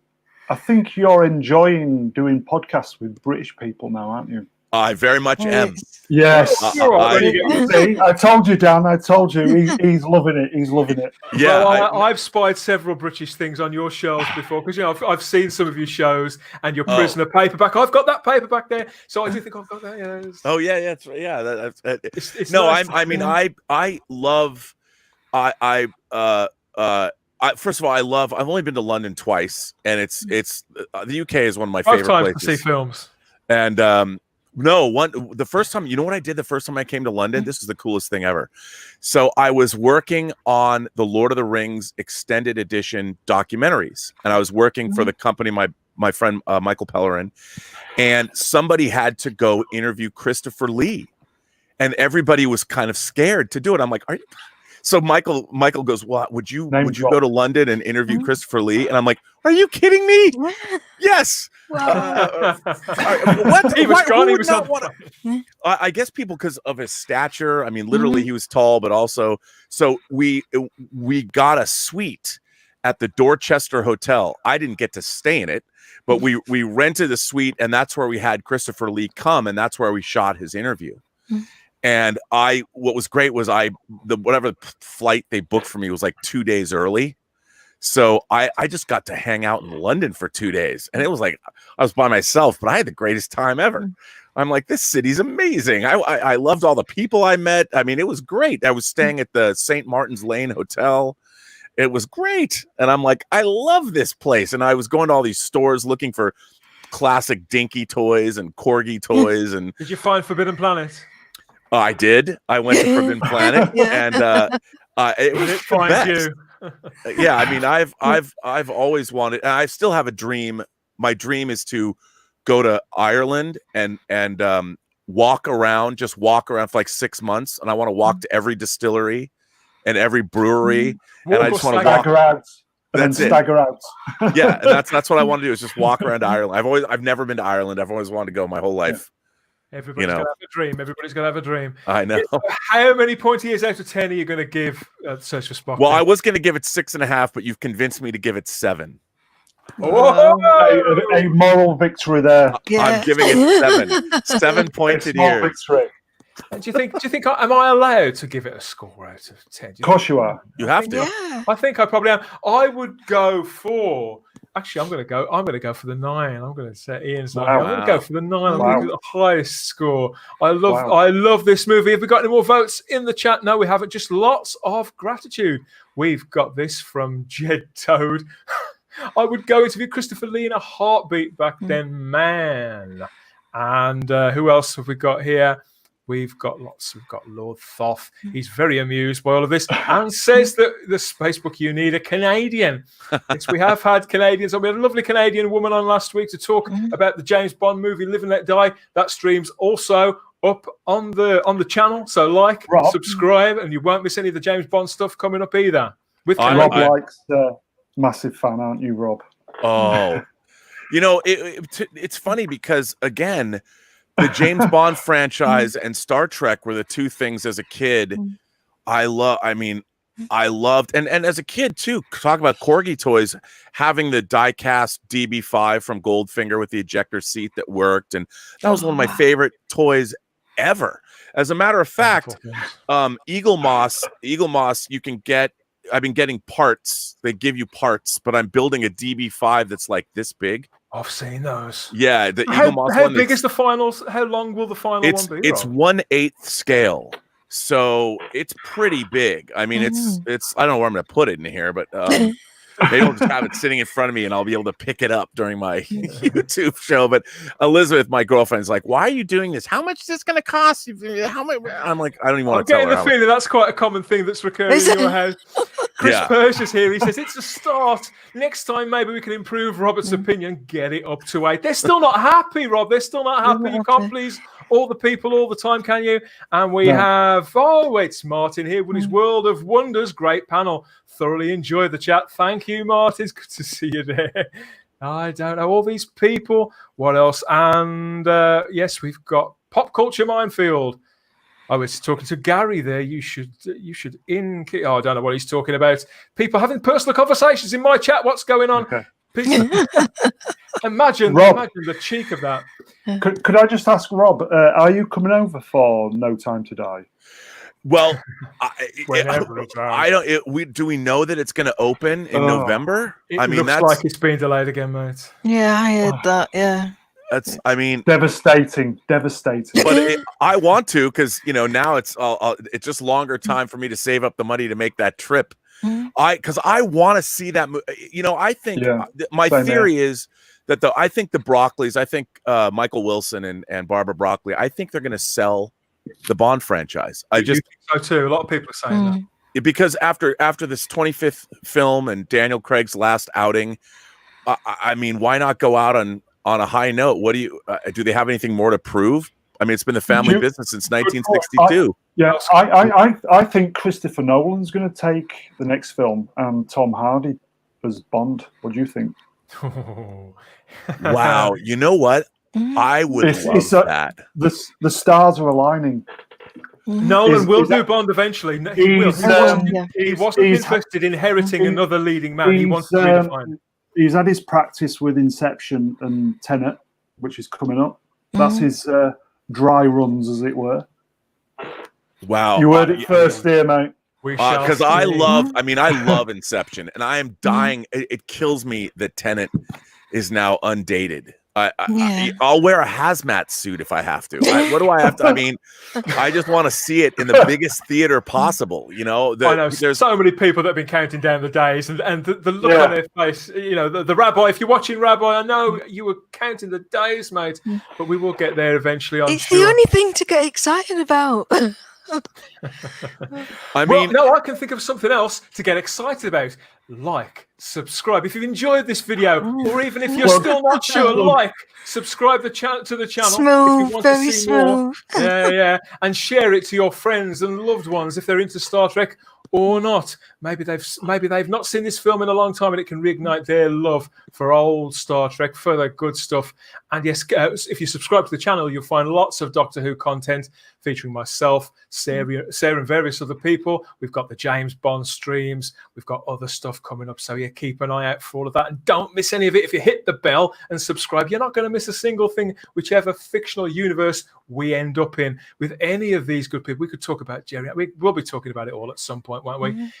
Yes. I think, well, I can't plug for Ian. He's not here, but maybe I should mention that Ian David Diaz has a fantastic YouTube channel. It's the Rebecca Gold channel. You can find his web series, his award-winning web series, Rebecca Gold, in 5 parts. Unmissable, lots and lots of action, and all his short films are there too, and his Killing Zone stuff. Absolutely brilliant. Mr. Brown, where can people connect with you on social media? I'm Alliance WTTC. Basically, I'm just a cyclist who's into the geekery and James Bond and Star Trek. What do you think cycle lines are going to be like in the 24th century? I would imagine there'll be no bicycles because obviously teleportation will have been invented by then. So I just want to say that if you want more from Doomcock, obviously the people out there, I imagine everybody Hail Doomcock. But if you haven't, you can get yourself over to the Overlord DVD channel and you can subscribe to him and the videos that he puts together. Some great satire, lots of stuff about movies and TV. Very creative YouTuber, so entertaining, as I'm sure you've just heard. Something to say about everything. Wonderful stuff. And Rob, where can people find you, your fictional stuff or your factual stuff on YouTube or anywhere else? Yeah, well, I wanted to say, first of all, those pictures from Cannes, I wanted to thank you guys for putting those up because that blew me away. When he said that we had met before, I thought I like, at Comic-Con or something. But it's funny to see pictures. Like I vaguely remember that. Cam was such a blur, but what a joy. So thank you you gave me a gift today. So thank you for that. But you can find me on my YouTube channel, which is the Burnett Work, my last name, Robert Burnett, and my show Robservations, which I do. And then with my girlfriend Elizabeth, we do Whining About Movies. Where we share a bottle of wine and talk about movies. Last night, I was extremely inebriated. Normally, I'm not that inebriated because I was at a Comic-Con, a virtual Comic-Con event. And we were all drinking. So I was drinking whiskey before I went on. Then I was kind of horrified. But we talked about Point Break. And I think being drunk talking about Point Break was probably a good thing to do. And also, if you're a Star Trek fan, the Star Trek The Next Generation Blu-rays, we worked really hard on all these documentaries for those, and that was it's great. Just finished watching season 2 myself. Beautiful stuff. I watch all the features, never miss a single one. It's amazing. Yeah, I loved hosting that conversation. With the 25th anniversary, it was me and the cast. That was amazing to do. And then also a horror film I produced, The Hills Run Red, just came out from Scream Factory on Blu-ray here in America. So you can get that film. I produced the film, and then the director and I did 6.5 hours of special features for that disc. But if you like bloody horror, it's fun. Who doesn't like a bit of bloody horror, Sarah? What do you think? Rob, have you ever directed a film? Yes. Oh, well, the movie that we're talking about, that's right, Free Enterprise. If you hopefully I will be able to this year or next year at some point get a 4K. I want to do a restoration of Free Enterprise and do the final. I wrote it with Mark Altman, who also produced it, and then I directed it. It stars William Shatner and Eric McCormack from Will and Grace, and there's a lot of other people in it as well. And hopefully that will come out. There's a version of it on Amazon, but it's an old 4:3 version. It's not my preferred version of the film, but hopefully I'll be able to get that out on Blu-ray or on 4K relatively shortly. Fantastic movie, very fun of it. Let's make that happen, everybody. Support, and find all these good people. Follow them and share their stuff and subscribe to Rob's channel and Doomcock's channel and Ian's channel and yes, even mine. Yeah, like, subscribe, and share the Spacebook channel. There's more coming. There'll definitely be more Star Trek of some shape or form. I think we should head back to the series of movies. I've really enjoyed this. But apart from that, I should also mention the Fandom Podcast Network. I host and produce Type 40, which is a Doctor Who podcast for the Fandom Podcast Network. New episodes do drop most weeks. We've just dropped a new one now, episode 60, where Simon and I get to speak to the wonderful composer of classic Doctor Who, Dominic Glynn. He came in, talked about all those scores that he provided for the show, and the time that he got to completely reimagine the Doctor Who theme tune back in 1986. It's an incredible conversation. He did take the piss out of me a little bit, but I love it when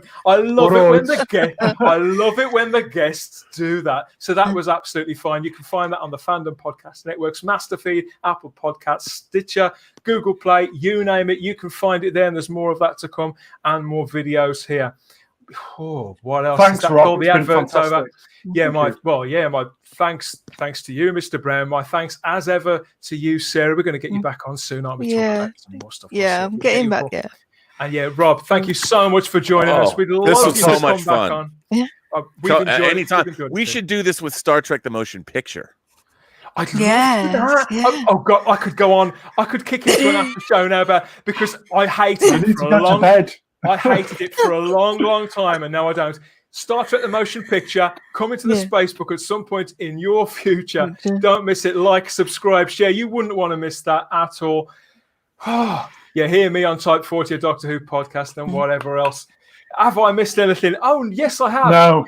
Catch me every Friday on the Rabbi from Another Planet's channel, talking in the video vault about all sorts of obscure movies. Wave goodbye to all the lovely people in the chat, everybody. Thank you for joining us. Thank you, Dan. It's been a pleasure. Thanks very much. Thank you. It's Thanks, been Rob. Brilliant. absolutely Bye, fabulous. chat. Thank you. Yes, so that's about it. It's about time we boldly all went to bed, even the one of us in America. Good night, everybody. Bye-bye. See you later.